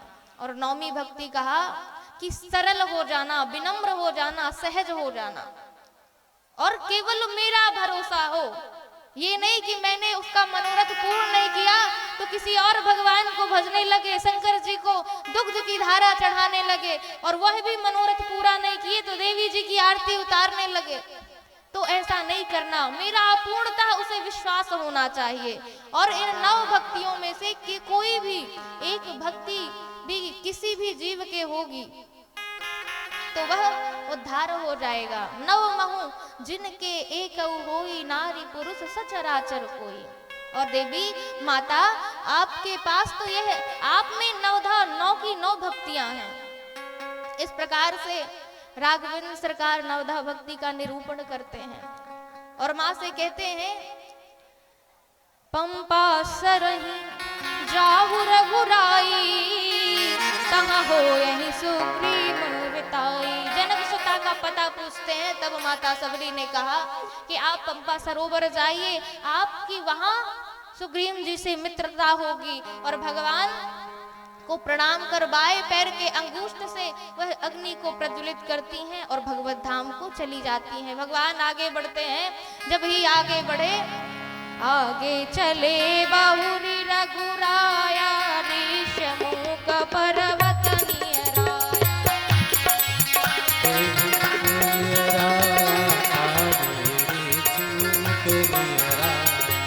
भगवान आगे बढ़े। वहां पर जब पता चला कि भगवान राघवेंद्र सरकार आए हैं, अब सुग्रीव जी महाराज के हृदय में खलबली मच गई कि ऐसा तो नहीं कि कहीं बाली ने ही मुझे मारने के लिए भेज दिया हो और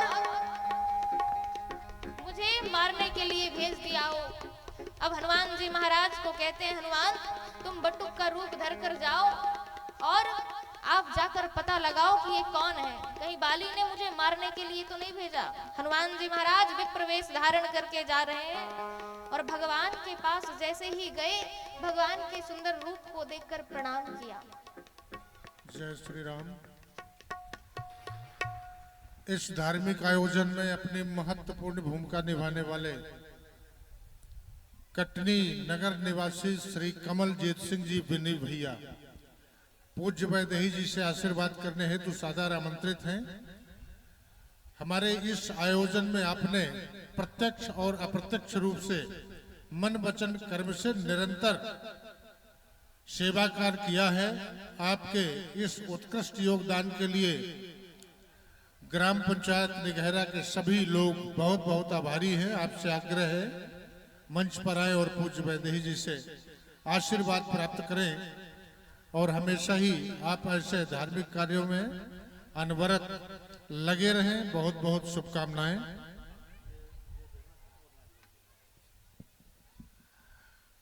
आप सभी तालियों से स्वागत कीजिए। बहुत बहुत धन्यवाद। और एक महत्वपूर्ण सूचना है, आप सभी लोग जाएंगे नहीं, कथा के बाद सभी को हवन करना है।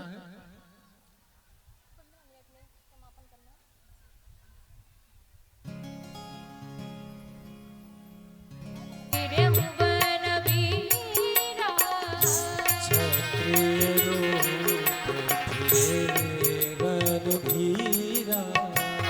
कठिन भूमि कोमल पदावे, कठिन भूमि कोमल बनावे।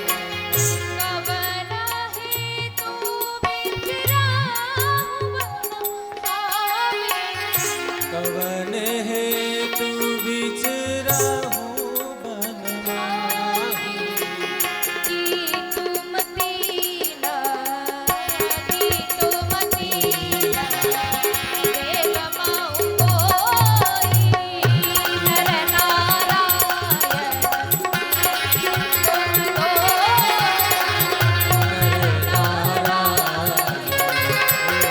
तुम्हें दो जग कारण तारण भगवान, अंजन धरनी भार, की तुम अखिल भुवन पति, लीन मनुज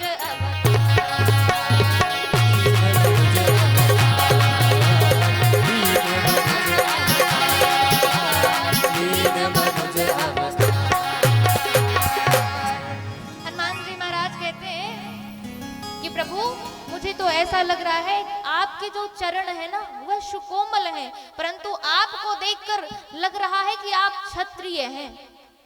हे सरकार, आपके जो ये चरण कोमल कोमल हैं, बिना पानी के आप कहाँ फिर रहे हैं हे नाथ। लखनलाल जी ने कहा कि जब तक जितने भी मिले वो सब कहते हैं कोमल चरण है, कोमल चरण है, कोमल चरण है। आपने सरकार पहनी नहीं पानी। तो अब लखनलाल जी से राम जी ने कहा कि देखो लखन, तुम जो बात कह रहे हो ना कि हनुमान जी महाराज कहते हैं कि कोमल चरण है, तो ये केवल कह नहीं रहे हैं, ये पान ही पहना भी देते हैं, पहना भी देंगे। ये कह नहीं रहे हैं केवल। और हनुमान जी महाराज भगवान के मुखार विंद को देखकर प्रसन्न हो रहे हैं, गदगद हो रहे हैं। और जैसे ही पूछा कि प्रभु मुझे तो ऐसा लग रहा है कि तुम आप सरकार, कि तुम तीन देव महको, सरकार आप तीनों देवताओं में से मुझे लगता है कोई एक है। और मेरा दिल कह रहा है सरकार कि आप इस धरनी के भार को हरण करने के लिए अवतार लेकर आए हैं, इसलिए आप बताइए कि आपका वन में आगमन क्यों हुआ।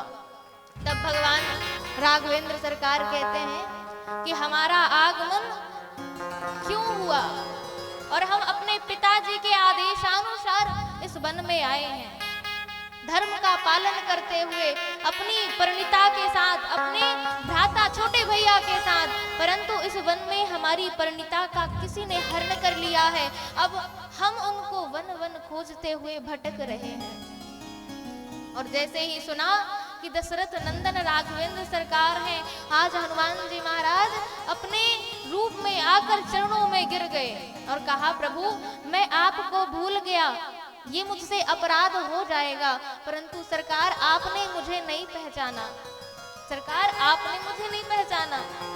तो भगवान ने कहा देखो हनुमान जी, आपने ना इतने बड़े बड़े श्लोकों वेदों का पाठ किया, मैं तो अवाक ही रह गया। और मुझे लगा कि आप अपने अब इतने ज्ञानी हैं तो आप अपने पांडित्य से ही अब मुझे पालो, मेरे प्रेम को पालो, इसलिए मैंने कुछ नहीं कहा। हनुमान जी ने कहा प्रभु यही तो चतुरता है ना जीव में, कि वह अपने ज्ञान से, अपने भक्ति से नहीं पाना चाहता, अपने ज्ञान से भगवान को पाना चाहता है, ज्ञानी बनकर पाना चाहता है। तो प्रभु आप उसको उसी हालत में छोड़ देते हैं कि तू मुझे, अगर तेरे अंदर ज्ञान है, अगर तेरे अंदर भक्ति है तो तू अपनी भक्ति से पाले, तू मुझे अपने ज्ञान से पाले। और यही अपराध मनुष्य करता है, यही अपराध मनुष्य करता है, जीव करता है।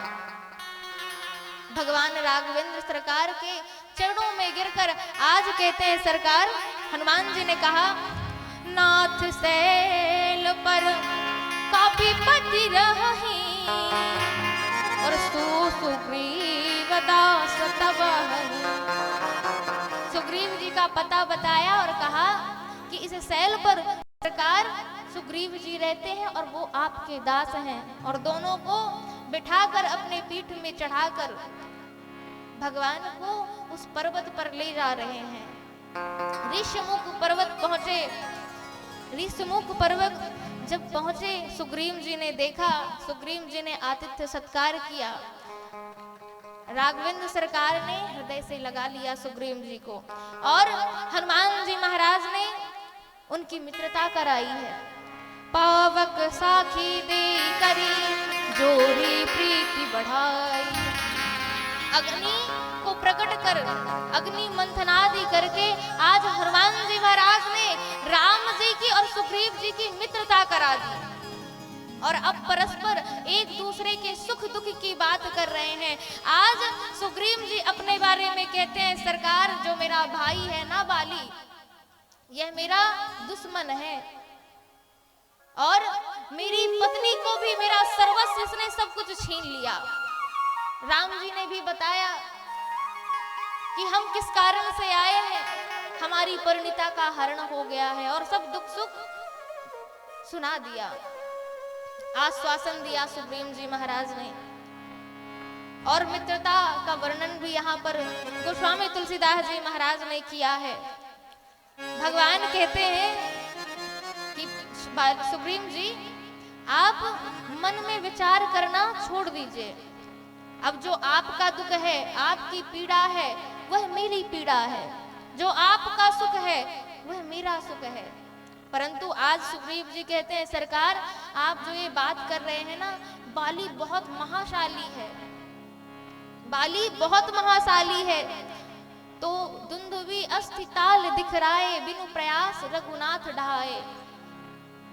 दुंदुभी की अस्थि ताल को दिखाया, और जैसे ही भगवान ने चरणों का स्पर्श कराया, वैसे ही वह दूर जाकर गिरा। भगवान के इस बल प्रताप को देखकर आज सुग्रीव जी महाराज, अब उनके हृदय में पूरा विश्वास हो गया कि भगवान बाली को मार देंगे। परंतु इसके पूर्व ही उनको संदेह था, और कहा था कि भगवान रघुनंदन सरकार, ये जो मेरा भाई है ना, ये बहुत महाबलशाली है, इसका वध करना मामूली बात नहीं है। और जब भगवान ने अपना पराक्रम दिखाया, तो अब कहता है कि प्रभु, ये जो मेरा बाली है, भाई है ना, ये मेरा बैरी नहीं है, ये मेरा दुश्मन नहीं है, ये मेरा हितैषी है। लखनलाल जी ने कहा, सुन रहे हो भैया, अभी तक ये कह रहा था कि बाली मेरा शत्रु है, काल है, अब ये कैसे पलट गया, ये कितने जल्दी पलट गया। तो भगवान ने कहा, है तो ये बंदर, और बंदर का जो विचार है, बंदर कभी एक डाली में नहीं ठहरता, एक विचार में नहीं ठहरता। अभी देखना, कहते हैं ना, शाखा ते शाखा पर जाई, अभी कुछ देर में ही देखना इसे ये क्या बोलेगा। तो अब कहता है कि सरकार, ये जो बाली मेरा भाई है, ये मेरा परम हितैषी है। बाली परम हित जासु प्रसादा, मिले राम तुम शमन विषादा। ये जो मेरा भाई बाली है, ये मेरा परम हितैषी है। प्रभु आप यह बताइए कि अगर मेरा भाई ना होता तो क्या आपके दर्शन मुझे होते? नहीं होते। तो सरकार, बोलिए राघवेंद्र सरकार की जय। जय श्री राम। श्री राम कथा के इस आयोजन में अग्रणी भूमिका निभा रहे ग्राम पंचायत निगहरा के सरपंच साहब कुंवर ब्रजेंद्र प्रताप सिंह छोटे दादा, आवश्यक कार्य से उन्हें अभी फिलहाल यहाँ से गांव जाना पड़ रहा है, इसलिए पूज्य वैदेही जी के अभिनंदन के लिए मैं उन्हें सादर आमंत्रित करता हूं। आदरणीय सरपंच साहब मंच पर आए, और चूंकि आज वैदेही जी की विदाई का अवसर भी है, चंद क्षणों के बाद श्री राम कथा का समापन भी होगा, लेकिन समापन अवसर पर सरपंच साहब शायद नहीं रह पाएंगे, इसलिए उन्हें हम आमंत्रित करते हैं मंच पर आए और पूज्य वैदेही जी का अभिनंदन करें।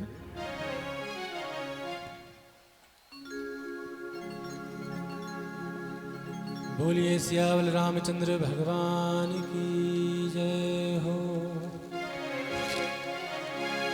हमारे साथ श्री रघुनाथ तो किस बात की चिंता, हमारे साथ रघुनाथ तो किस बात की चिंता, शरण में रख दिया। अब मैं आदरणीय सरपंच साहब से आग्रह करूंगा कि इस संपूर्ण आयोजन में हमारी पूज्य वैदेही जी ने निरंतर रामकथा के माध्यम से ज्ञानार्जन कराया। इस संबंध में सरपंच साहब से आग्रह है कि अपने विचार रखने की कृपा करें। आप सभी तालियों से स्वागत करें।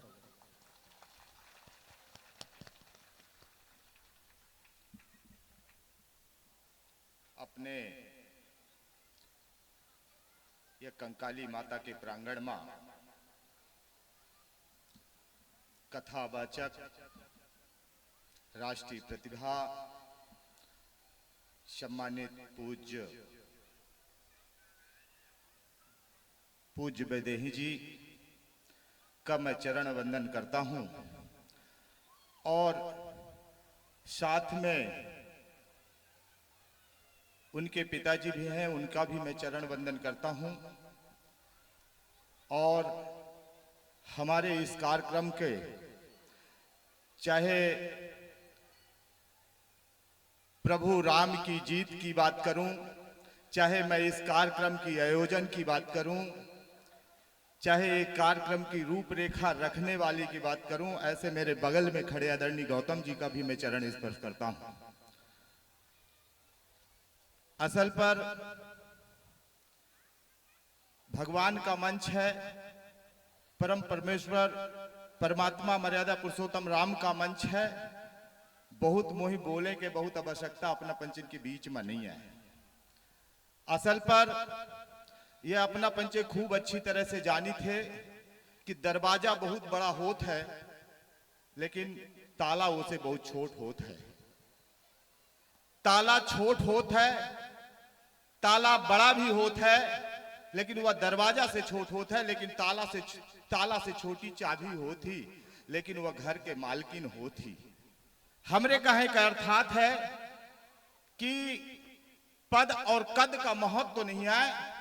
अपना पंचे भगवान राम के कथा सुने, सबसे बड़ा महत्व है कर्म का, तो कर्म अपना पंचन का ऊपर खड़ा करत है। यह बात हम जरूर दावे के साथ अपना पंचन के बीच में कही सकी थी। अपना पंचे हमारे आदरणीय पूज्य वैदेही जी का राम कथा सुनन और पूज्य वैदेही जी अपने मुखार बिंद से इतनी सुंदर बात कहें कि हमारे पूरे गांव के लोगन का एक एक बात समझ में आई। एक ही लाने मैं अपने पूज्य वैदेही जी का तहे दिल से धन्यवाद करत हूं।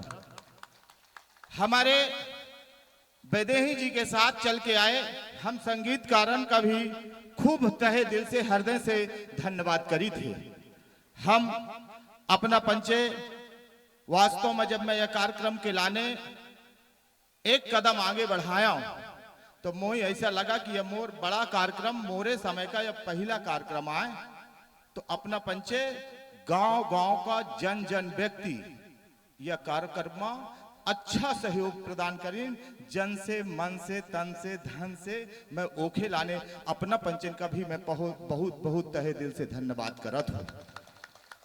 अपना पंचन से एक निवेदन यह जरूर करें चाहत हो कि भगवान का प्रतिफल जब तक हुमन नहीं हो तब तक अधूरा रहत है। तो अपना पंचे हुमन करके जाओ और जितने गांव के लोग आए हैं, मैं नात रिश्तेदार अपने बहन बेटियों से भी मैं आग्रह करत हो और गांव के सब लोगन से हाथ जोड़ के निवेदन करत हो कि कल अपना पंचे सबको प्रसाद में आमंत्रित हैं। प्रसाद जरूर कल भंडारा के पामक है, विनम्र आग्रह के साथ कहा हो।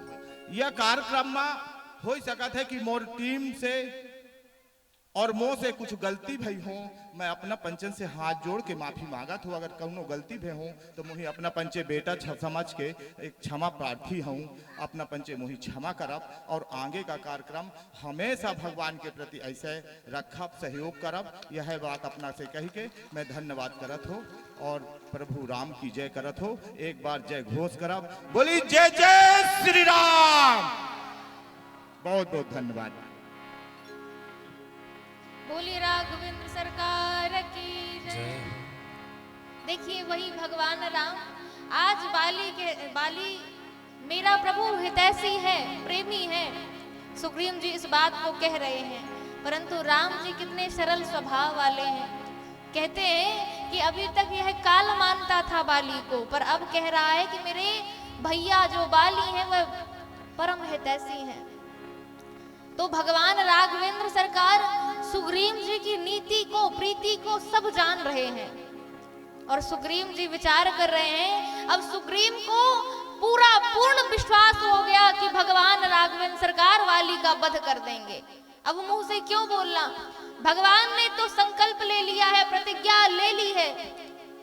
अब जब प्रतिज्ञा ले चुके हैं तो रघुकुल की यह नीति है कि रघुकुल नीति सदा चली आई, रघुकुल रीति सदा चली आई, प्राण जाई बरु वचन न जाई। भगवान ने आज प्रतिज्ञा ले ली है तो इनका जो वचन है वह पूरा यह करेंगे। इसलिए आज बाली कह नहीं रहा है, क्योंकि बाली सुग्रीव जी तो जान रहे हैं ना कि बाली का वध कर देंगे।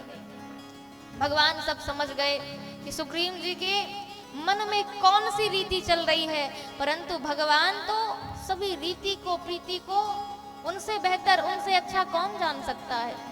रीति प्रीति परमारथ स्वार्थ को न राम सन जान यथार्थ। भगवान तो ऐसे हैं, इसलिए भगवान को पाने के लिए क्या करना चाहिए।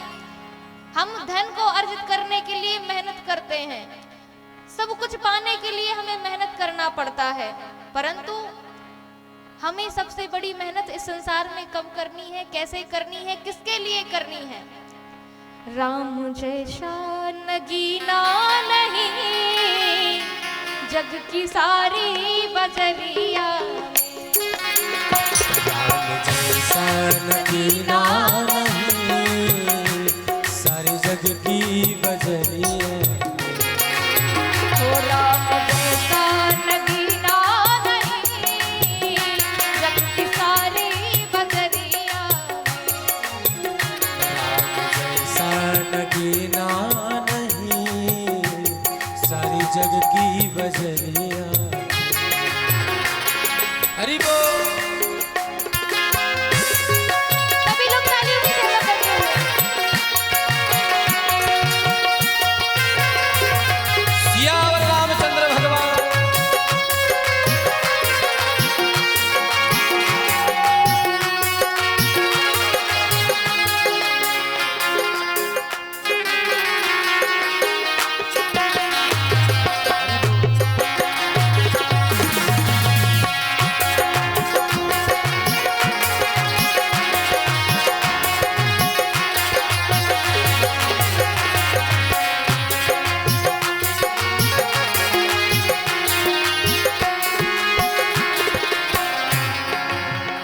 नील मड़ही गढ़ाऊंगी, नील मड़ही गढ़ाऊंगी, अपने मन की मुदरिया में।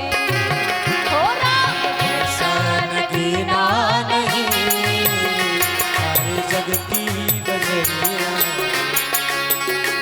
हम सब कुछ पाने के लिए कितनी मेहनत करते हैं और सारा जीवन इसी कार्य में लगे रहते हैं, परंतु एक कार्य यह भी करना है, राम का नाम प्यारा लगे, रसना में बसाऊंगी मैं। राम का नाम प्यारा लगे रसना में बसाऊंगी मैं। राम का नाम प्यारा आहा, रसना राम का नाम प्यारा लगे, रचना में बसाऊंगी मैं। राम का नाम प्यारा लगे, रचना में बसाऊंगी मैं।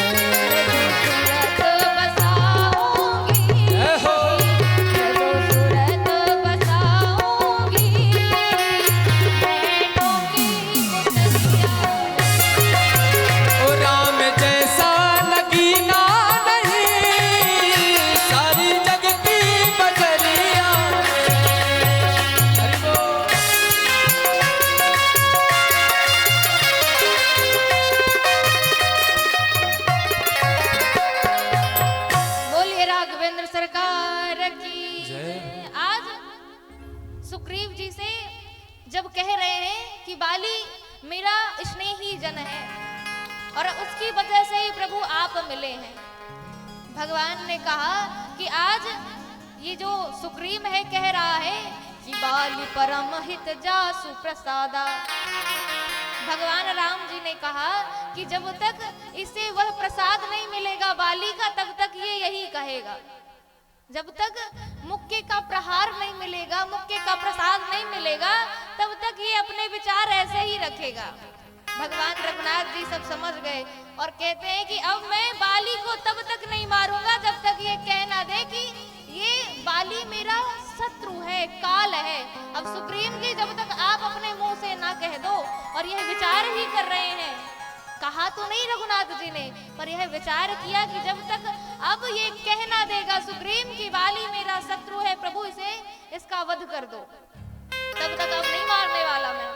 भगवान ने कहा कि जाओ सुग्रीव जी, आप जाइए और ललकारिए और युद्ध कीजिए। और जैसे ही सुग्रीव जी गए हैं, बाली को ललकारा, आज बाली सहन ना कर सका। बाली की पत्नी ने कहा कि प्रभु ये जो आए हैं ना सुग्रीव जी के पास, ये अयोध्या नाथ हैं, ये दशरथ नंदन हैं, ये भगवान हैं, ये ब्रह्म हैं, इनके कोप से बचिए, इनसे विरोध ना कीजिए। कह बाली सुन भीर प्रिय समदर्शी रघुनाथ, जो कदाचि मोहि मारि हई तो पुनि हो भूषणा। आज कह रहा है कि अरे भीरु प्रिय, तुम निर्भय हो जाओ, तुम इतना डर क्यों रही हो? ये भगवान कह रही हो ना कि ये भगवान है, ये ब्रह्म है, तो ब्रह्म है तो भगवान तो समदर्शी होता है, सब पर समान रूप से कृपा करता है। तो मेरे ऊपर अगर भगवान ने मुझे मेरा वध भी कर दिया तो मैं तो सनात हो जाऊंगा ना। ऐसी बात कर रहे हैं आज बाली अपनी पत्नी से, और ऐसा कहकर निकल गए। देखा सुग्रीव को, और आपस में सुग्रीव जी विचार कर ही रहे हैं कि भगवान आज बाली का वध कर देंगे, परंतु रघुनाथ जी बाण का संधान तो करते हैं, बाण को धनुष में रोपते हैं, परंतु आज बाली की उस बात का ध्यान करते हैं। वही बात गूंज रही है रघुनाथ जी के कानों में कि भगवान समदर्शी हैं। बाली के इतने सुंदर विचार हैं, और जैसे ही मारने का प्रयास करते हैं, पुनः वह शब्द की गूंज भगवान के कानों में पड़ रही है कि भगवान सब पर समान रूप से कृपा करते हैं। तो रघुनंदन विचार कर रहे हैं कि मैं इसे कैसे इसका वध कर दूं। और जब मुष्टिका का प्रहार किया और जब सब प्रकार से सुग्रीव जी हार गए, तो वहां से भाग गए और पुनः उस कुटिया में आए हैं, उस आश्रम में आए हैं, पर्वत पर आए हैं। जब ही सुग्रीव जी ने राम जी को देखा, कहा वाह मित्र, तुमने बहुत अच्छी मित्रता निभाई, खूब कुटाई करवाई रघुनंदन सरकार से। ऐसी मित्रता कोई निभाता है क्या? बड़े कहते हो कि मित्र हो, तुम्हारा सुख तुम्हारा दुख तुम्हारा सब कुछ मेरा है, तो अच्छी कुटाई पिटाई करवाई है और मित्र बनते हो। अब रघुनंदन सरकार देखकर मुस्कुरा देते हैं और कर प्रसाद सुग्रीव जी के शरीर में जैसे ही स्पर्श करते हैं, कर प्रसाद सुग्रीव शरीरा, सारी जो पीड़ा थी आज समाप्त हो गई। रघुनाथ जी ने कहा, सुग्रीव जी, ये जो आपका स्वरूप है ना, आप दोनों भाई एक जैसे ही लगते हैं, इसलिए इस भ्रम से मैंने बाण का संधान नहीं किया। और कहा रघुनाथ जी ने कि आप एक माला अर्पण कर लीजिए, पहन लीजिए, ताकि यह भ्रम दूर हो जाए। तब वहां पर सुग्रीव जी महाराज को माला पहनाई गई और फिर वहां पुनः एक बार बाली को ललकारता है सुग्रीव। फिर युद्ध के लिए युद्ध हुआ और भगवान ने अंततो गत्वा बाण का संधान कर दिया, बाण का संधान किया। आज वह मूर्छित होकर गिर पड़ा। बाली कहता है, जैसे बाली के सामने भगवान आए हैं तो बाली कहता है, सरकार ये कैसा धर्म निभाया आपने? धर्म हेतु अब तरहु गोसाई, मारहु मोहि व्याध की नाई। धर्म हेतु अब तरहु गोसाई, मारहु मोहि व्याध की नाई। सरकार, आपने बड़ा धर्म का निर्वाह किया, आपने किस धर्म का पालन किया है? आज मैं बैरी हो गया और सुग्रीव आपका प्यारा हो गया। आपने अच्छा नहीं किया सरकार। नीक नाही कैला प्रभु जी, नीक नाही कैला प्रभु जी, बैर के बढ़ाई के। मारला बहलिया बन के आड़ में लुकाई के। मारला बहलिया बन के आड़ में लुकाई के। नीक नाही कैला प्रभु जी, नीक नाही कैला प्रभु जी, बैर के बढ़ाई के। मारला बहलिया बन के आड़ में लुकाई के। मारला बहलिया स्वयं को आप वीर समझते हैं, पराक्रमी समझते हैं, तो आप ना ऐसे बैर नहीं लेना चाहिए आपको। जनती के हवा बीरा, सामने से मरता तीरा। जनती के हवा बीरा, सपने को हरता हुआ। अगर आप अपने आप को पराक्रमी समझते हैं सरकार, तो सामने से वार करना था आपको। पीठ पीछे लुककर वृक्ष की ओट में लुककर आप छिपकर मेरे को बाण मार दिया, मुझ पर वार कर दिया, तो हम भी आपका पराक्रम, हम भी आपका बल देख लेते।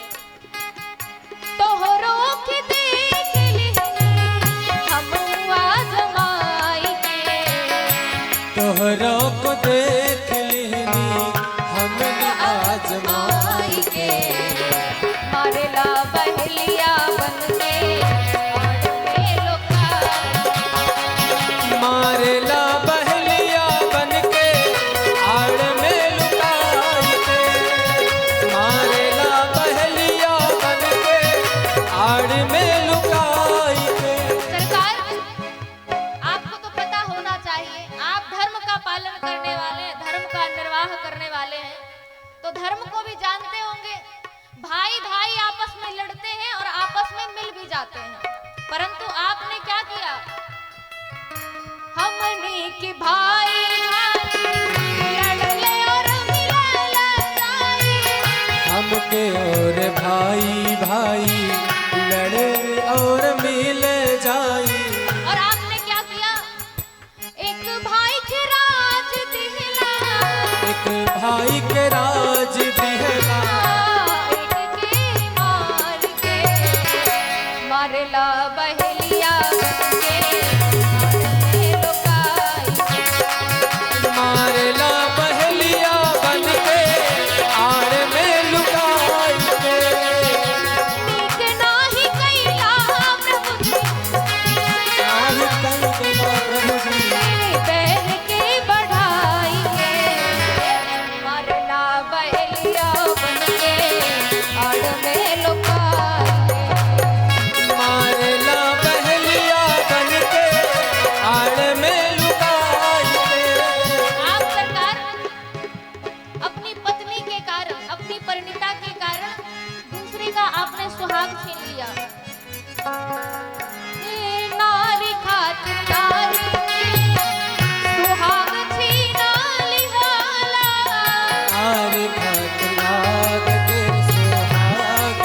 छीन लिया अंगद बिटौआ के बाप छीन लिहला अंगद पितौआ के बाप छीन लिया आपने अपनी पत्नी के कारण दूसरे का सुहाग छीन लिया सरकार, और अंगद के मेरे पुत्र का आपने बाप छीन लिया, आपने पिता छीन लिया।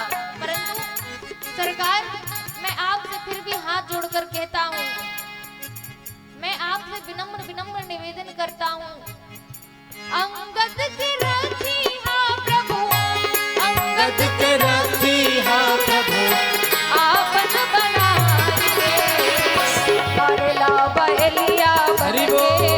बनके में लुकाए। मारेला बहलिया बनके आड़ में लुकाई के मारेला बहलिया बनके आड़ में लुकाई के आड़ में लुकाई के आड़ में लुकाई। इस प्रकार से बाली ने भगवान से कहा कि प्रभु, सब प्रकार से मैं आपसे विनम्र विनम्र निवेदन करता हूँ कि जो मेरा बेटा है, मेरा जो पुत्र है अंगद, और अंगद का हाथ भगवान के हाथों में सौंप दिया और कहा कि अब ये जो बेटा है, ये पुत्र है, ये मेरा नहीं आपका है। भगवान ने कहा कि बाली, आप अपने शरीर को अचल करो तनु राखो प्राणा। परंतु बाली कहता है कि प्रभु, अब इस जीवन को, इस शरीर को रख कर क्या फायदा है, इस शरीर को रख कर कोई फायदा नहीं है। देखिए, जन्म जन्म मुनि जतन कराही, अंतराम कही आवत नहीं।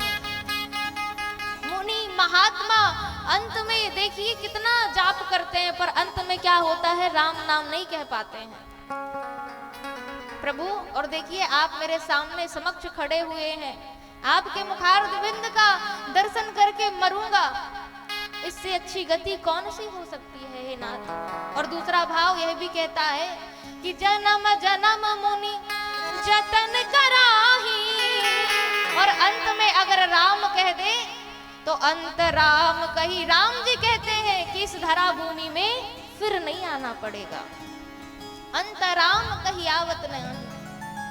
जो अपने जीवन में भगवान का नाम लेते हैं तो भगवान राम स्वयं कहते हैं कि अब उस जीव को इस धरती पर, इस धरित्री पर नहीं आना पड़ेगा। इस प्रकार से बाली अपने प्राणों को त्याग करता है और अंत्येष्टि क्रिया सुग्रीव जी करते हैं। सुग्रीव जी महाराज का सुंदर राज तिलक करते हैं, अंगद को युवराज पद पर प्रतिष्ठित करते हैं, और चौमासा लग गया। चौमासा लगा तो भगवान राघवेंद्र सरकार प्रवर्षण पर्वत पर निवास करने लगे। इधर सुग्रीव जी महाराज राज कोष को पाकर आज भगवान की शुद्धि को भूल गए। चौमासा जब व्यतीत हो गया तो भगवान राम ने कहा कि लक्ष्मण देखो, ये चौमासा समाप्त हो गया, परंतु ये वर्षा है, निर्मल ऋतु आ गई, परंतु सुधि न तात सीता कर पाई। अभी तक सीता जी की शुद्धि नहीं मिली है, और मुझे तो ऐसा लग रहा है कि जो सुग्रीव जी है ना, इन्होंने हमारी शुद्धि को विसार दिया है। परंतु अब क्रोधित होकर कहते हैं कि आज सुग्रीव जी को मेरी शुद्धि तो भूल गई है, परंतु मेरा वो बाण है जो जिससे मैंने बाली का वध किया, जेहि सायक मारा मैं बाली, तेहि सरहतों मुड़ कर गाली। क्रोधित होकर राम जी ने कहा कि लगता है वो बाण भूल गया आज सुग्रीव को, जिस बाण से मैंने बाली का वध किया था। मैं उसको कल जाकर मार दूंगा, उसका वध कर दूंगा। लक्ष्मण जी ने कहा, भैया आपसे क्रोध करते नहीं बनता है, हमसे सीखना चाहिए। क्रोध, अब गुस्सा, क्रोध आग है आपको, थोड़ी क्षण के बाद उतर जाएगा, और आप कह रहे हैं कि कल मार दूंगा। कल क्रोध का पता ही नहीं रहेगा आपको। क्रोध तो ऐसा होना चाहिए ना कि क्रोध आया तुरंत भैया मुझे दीजिए आदेश। तब अनुज ही समझावा रघुपति करुणासी, खाई ले आवहूं तात सखा सुग्रीव। उसे देखो लखन भैया, ये जो सुग्रीव जी है ना, ये मेरे मित्र हैं, इनको भय दिखाकर लाना है, मारना नहीं है। क्यों? क्योंकि ये मेरे मित्र है ना। तो लखनलाल जी महाराज क्रोधित होकर गए हैं। और सुग्रीव जी महाराज को जब पता मिला, हनुमंत लाल जी महाराज ने समझाया, सुग्रीव जी प्रवर्षण पर्वत पर आए हैं और ऐसी नीति बनाई गई, ऐसी घोषणा की गई सुग्रीव जी द्वारा कि 1 मास में और यूथ, बानर यूथ, चारों दिशाओं से बानर यूथ सेनाओं को एकत्रित कराया गया। और उसी समय पर सुग्रीव जी ने कहा कि 1 मास व्यतीत होने पर 1 मास की अवधि में ही सीता जी की खोज करनी है, और जो मास की अवधि के बाहर आया, अवधि व्यतीत हो जाने पर आएगा, मैं उसका वध कर दूंगा। सभी लोगों को एकत्रित करके अब सभी लोग सीता जी की खोज में जाने लगे। उसी समय पर पाछे पवन तनय शिरुनावा, जान काज प्रभु निकट बुलावा। हनुमान जी महाराज को सबसे पीछे देखते हैं बैठे हुए, हनुमान जी महाराज को बुलाते हैं और मुद्रिका प्रदान करते हैं। दक्षिण दिशा की ओर हनुमान जी महाराज चल पड़े, और जैसे ही बानर वाहिनी सेना चल पड़ी, कुछ दिन व्यतीत हो जाने पर एक गिरी कंदरा में भूख और प्यास के मारे जब व्याकुल हो गई सारी सेना, सभी लोग जल देखने लगे, खोजने लगे कि हमारा जो कंठ सूख रहा है, जल मिल जाए तो हम अपने कंठ को शीतल कर लें। हनुमान जी महाराज ने एक अट्टालिका पे चढ़ के देखा, कुछ ही दूर पर एक गुफा बनी हुई थी। वहां पर बहुत सारे पशु पक्षी उड़ रहे थे आकाश मार्ग में। तभी हनुमान जी ने कहा कि मुझे ऐसा लगता है कि कुछ ही दूर पर इस गिरी कंदरा के समीप ही जलाशय है। सभी वानर वाहिनी सेना वहां गई। जैसे देखा तो वहां पर स्वयं प्रभा नाम की एक तपोभूमि में तपस्विनी महामनस्विनी स्वयं प्रभा मंत्र का जाप कर रही थी। उसी समय पर आंख बंद करके देखा तो कहा, अरे मैं तुम लोगों को जान गई, तुम तो भगवान के भक्त हो ना, हनुमान जी महाराज हो ना, आप लोग राम काज करने के लिए आए हैं ना। तो अब हनुमान जी महाराज ने कहा, हाँ माता जी, हम भगवान के कार्य के लिए, श्री सीता जी की खोज के लिए आए हुए हैं। तब स्वयं प्रभा जी ने कहा कि आप सभी लोग आंखें बंद करिए। और जैसे ही सभी वानर वाहिनी सेना ने आंखों को बंद किया, उसी अवसर पर लवण सागर के तट पर सारी वानर वाहिनी सेना आ गई और स्वयं प्रभा जी बदरी वन कहूं सो गई, प्रभु आज्ञा धरि शीश, बद्रीवन की ओर चल पड़ी। अब लवण सागर के तट पर देखा कि अथाह समुद्र की लहरें उमड़ रही हैं और जहां से जहां तक नजर जा रही है अगाध जल राशि ही दिखाई पड़ रही है।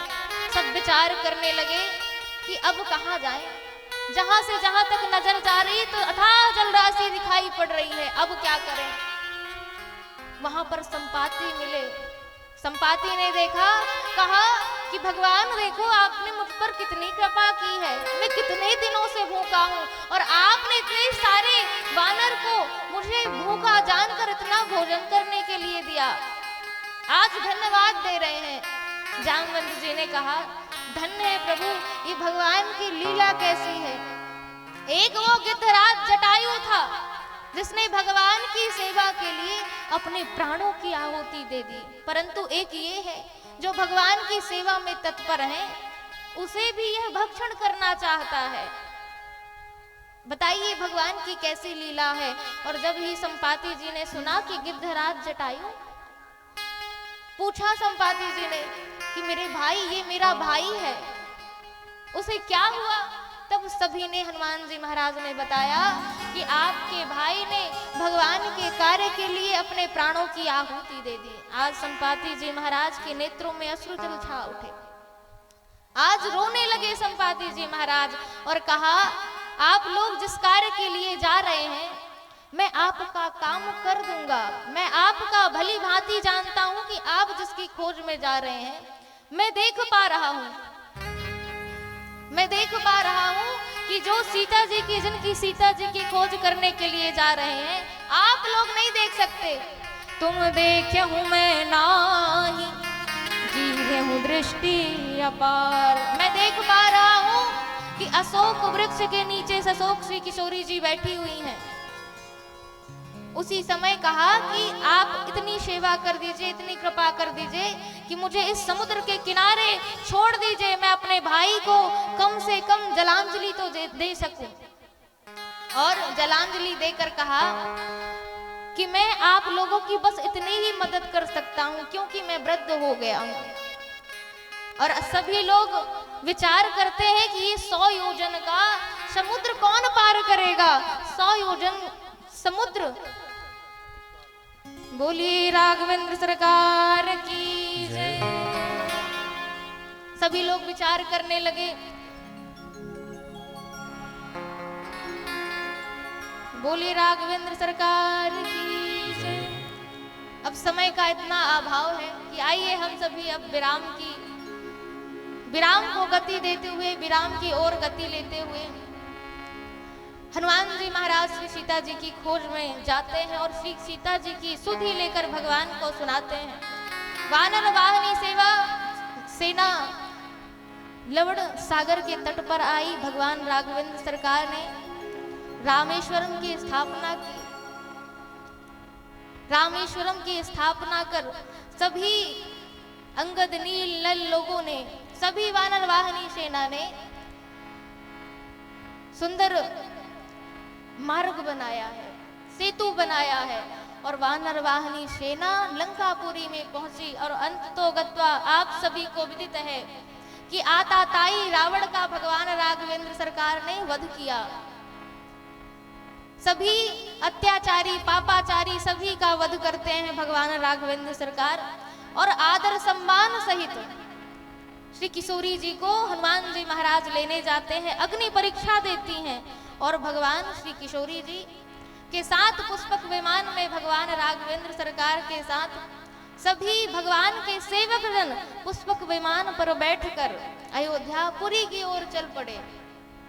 आज भगवान राघवेंद्र सरकार का मुख म्लान है तो हनुमान जी महाराज ने पूछा, सरकार यह तो बताइए, संसार को सुख देने वाले हैं आप और आज आप दुखी हैं, आपका मुख मुरझाया हुआ है, क्यों?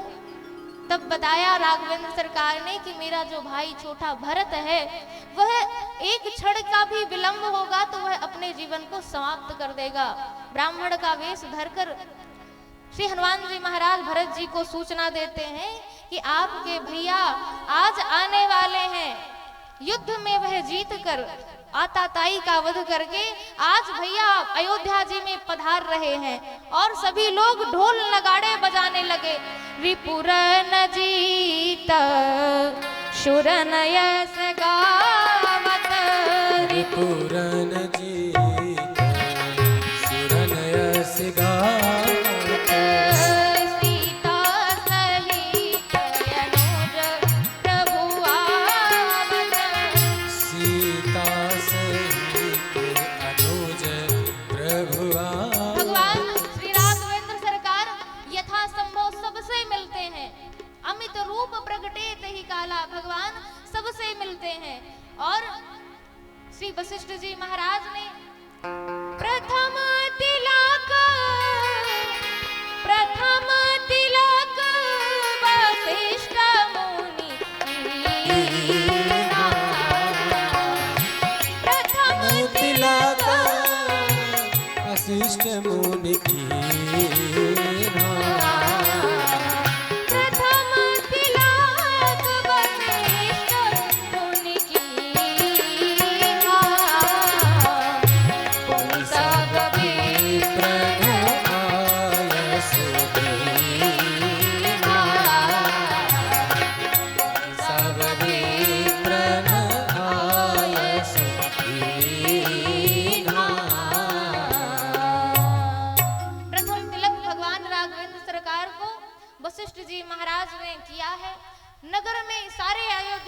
ब्रजवासी ढोल नगाड़े बजाने लगे, मंगल गीत गाने लगे, मोद बधावे बजने लगे, सभी लोग गीत गाने लगे। सजा दो घर को गुलशन सा, सजा दो घर को गुलशन सा, अवध में राम आए हैं। सजा दो घर को गुलशन सा, अवध में राम आए हैं। सजा दो घर को गुलशन सा, अवध में राम आए हैं। अवध में राम आए हैं, अवध में राम आए हैं, अवध में राम आए हैं, अवध में राम आए हैं, अवध में राम आए हैं। लगे कुटिया भी दुल्हन सी, लगे कुटिया भी दुल्हन सी, अवध में राम आए। सजा दो घर को गुलशन सा, अवध में राम आए हैं। बोलिए श्याम रामचंद्र भगवान।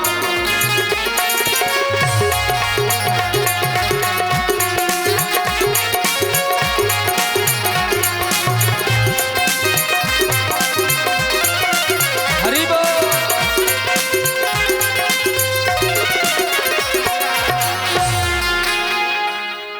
बोलिए नारायण भगवान की जय। हरि ओम। जले ज्वाला तले ज्वाला ज्वाला प्रथमस्के त्रैलोक व्यापिनी ज्वाला ज्वाला देवी नमोस्तुते। ज्वाला मालिन्येन महारत्ने सुरेण सकलोपचारार्थे सुगन्धं च पुष्पाणिं समर्पयामि। हरि ओम। इदगुं हवे प्रजननं मे अस्तु सवीरगुं सर्वगणगुं सुस्थायात्मसने भयसनिः अग्निं प्रजां बहुलां मे करोत्वन्नं पयोरेतु अस्मासुधतः। बोलिए नारायण भगवान की जय। हे आरती गाऊं प्यारे आपको मनाऊं, हे राजा राम तेरी आरती गाऊं, हे राजा राम तेरी आरती गाऊं। आरती गाऊं प्यारे आपको मनाऊं, आरती गाऊं प्यारे आपको मनाऊं, हे राजा राम तेरी आरती गाऊं, हे राजा राम तेरी आरती गाऊं। हाँ चरणों से निकली है गंगा प्यारी, चरणों से निकली है गंगा प्यारी, जिसने सारी दुनिया तारी, जिसने सारी दुनिया तारी। उन्हें चरणों के शीश झुकाओ, हे राजा राम तेरी आरती गाऊं, हे आरती गाऊं प्यारे आपको मनाऊं, आरती गाऊं प्यारे आपको मनाऊं, हे राजा राम तेरी आरती गाऊं, हे राजा राम तेरी आरती गाऊं। हाँ कनक सिंहासन राजत जोड़ी, कनक सिंहासन राजत जोड़ी, दशरथ नंदन जनक किशोरी, दशरथ नंदन जनक किशोरी। युगल छवि के मैं दर्शन पाऊं, हे राजा राम तेरी आरती गाऊं, हे राजा राम तेरी आरती गाऊं, हे राजा राम तेरी आरती गाऊं। आरती हनुमत के मन भावे, आरती हनुमत के मन भावे, आरती हनुमत के मन भावे, आरती हनुमत के मन भावे। राम कथा नित शिव जी गावे, राम कथा नित शिव जी गावे। ऐसे प्रभु के मैं दर्शन पाओ, हे राजा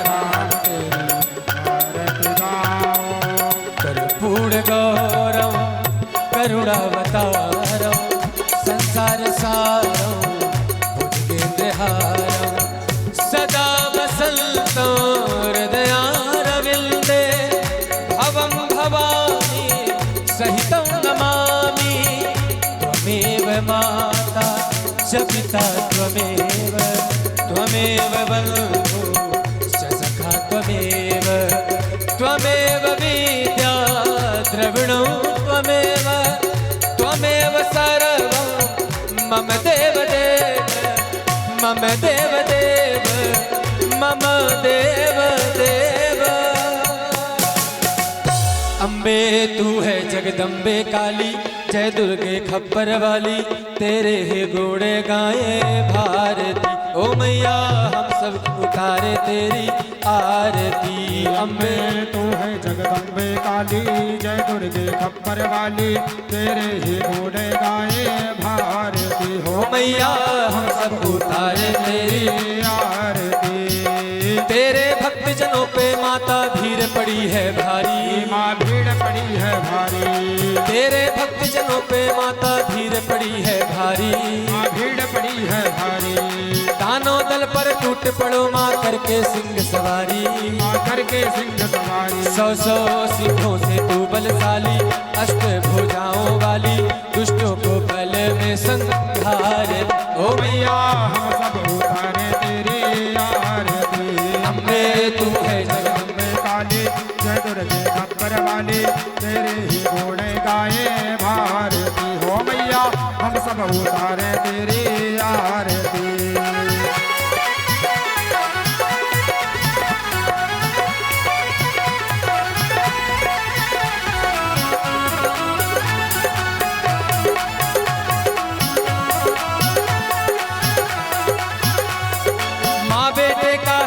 जग में बड़ा ही निर्मल नाता माँ बड़ा ही निर्मल नाता भूत का भूत सुने है पर ना माता सुने तो माता माँ माता सुने न तो माता सबकी बिगड़ी बनाने वाली लाज बचाने वाली भक्त को सवार हो मैया हम सब उतारे तेरी आरती। अम्बे तू है जगदम्बे काली जय दुर्गे खप्पर वाली तेरे ही गुण गाए भारती हो मैया हम सब उतारे तेरी आरती। नहीं मांगते धन और दौलत ना चांदी ना सोना ना चांदी ना सोना नहीं मांगते धन और दौलत ना चांदी ना सोना ना चांदी ना सोना हम तो मांगे माँ तेरे मन में एक छोटा सा कोना एक छोटा सा कोना हम तो मांगे माँ तेरे मन में एक छोटा सा कोना एक छोटा सा कोना सबके करुणा बरसाने वाली अमृत बचाने वाली सतियों के सत्य को सार हो मैया हम सब उतारे तेरी आरती। अम्बे तू है जगदम्बे काली जय दुर्गे खप्पर वाली तेरे ही गुण गाए भारती ओ मैया हम सब उतारे तेरी आरती ओ मैया हम सब उतारे तेरी आरती ओ मैया हम सब उतारे तेरी आरती। चलिए नदी गणना देवाधिवंदनम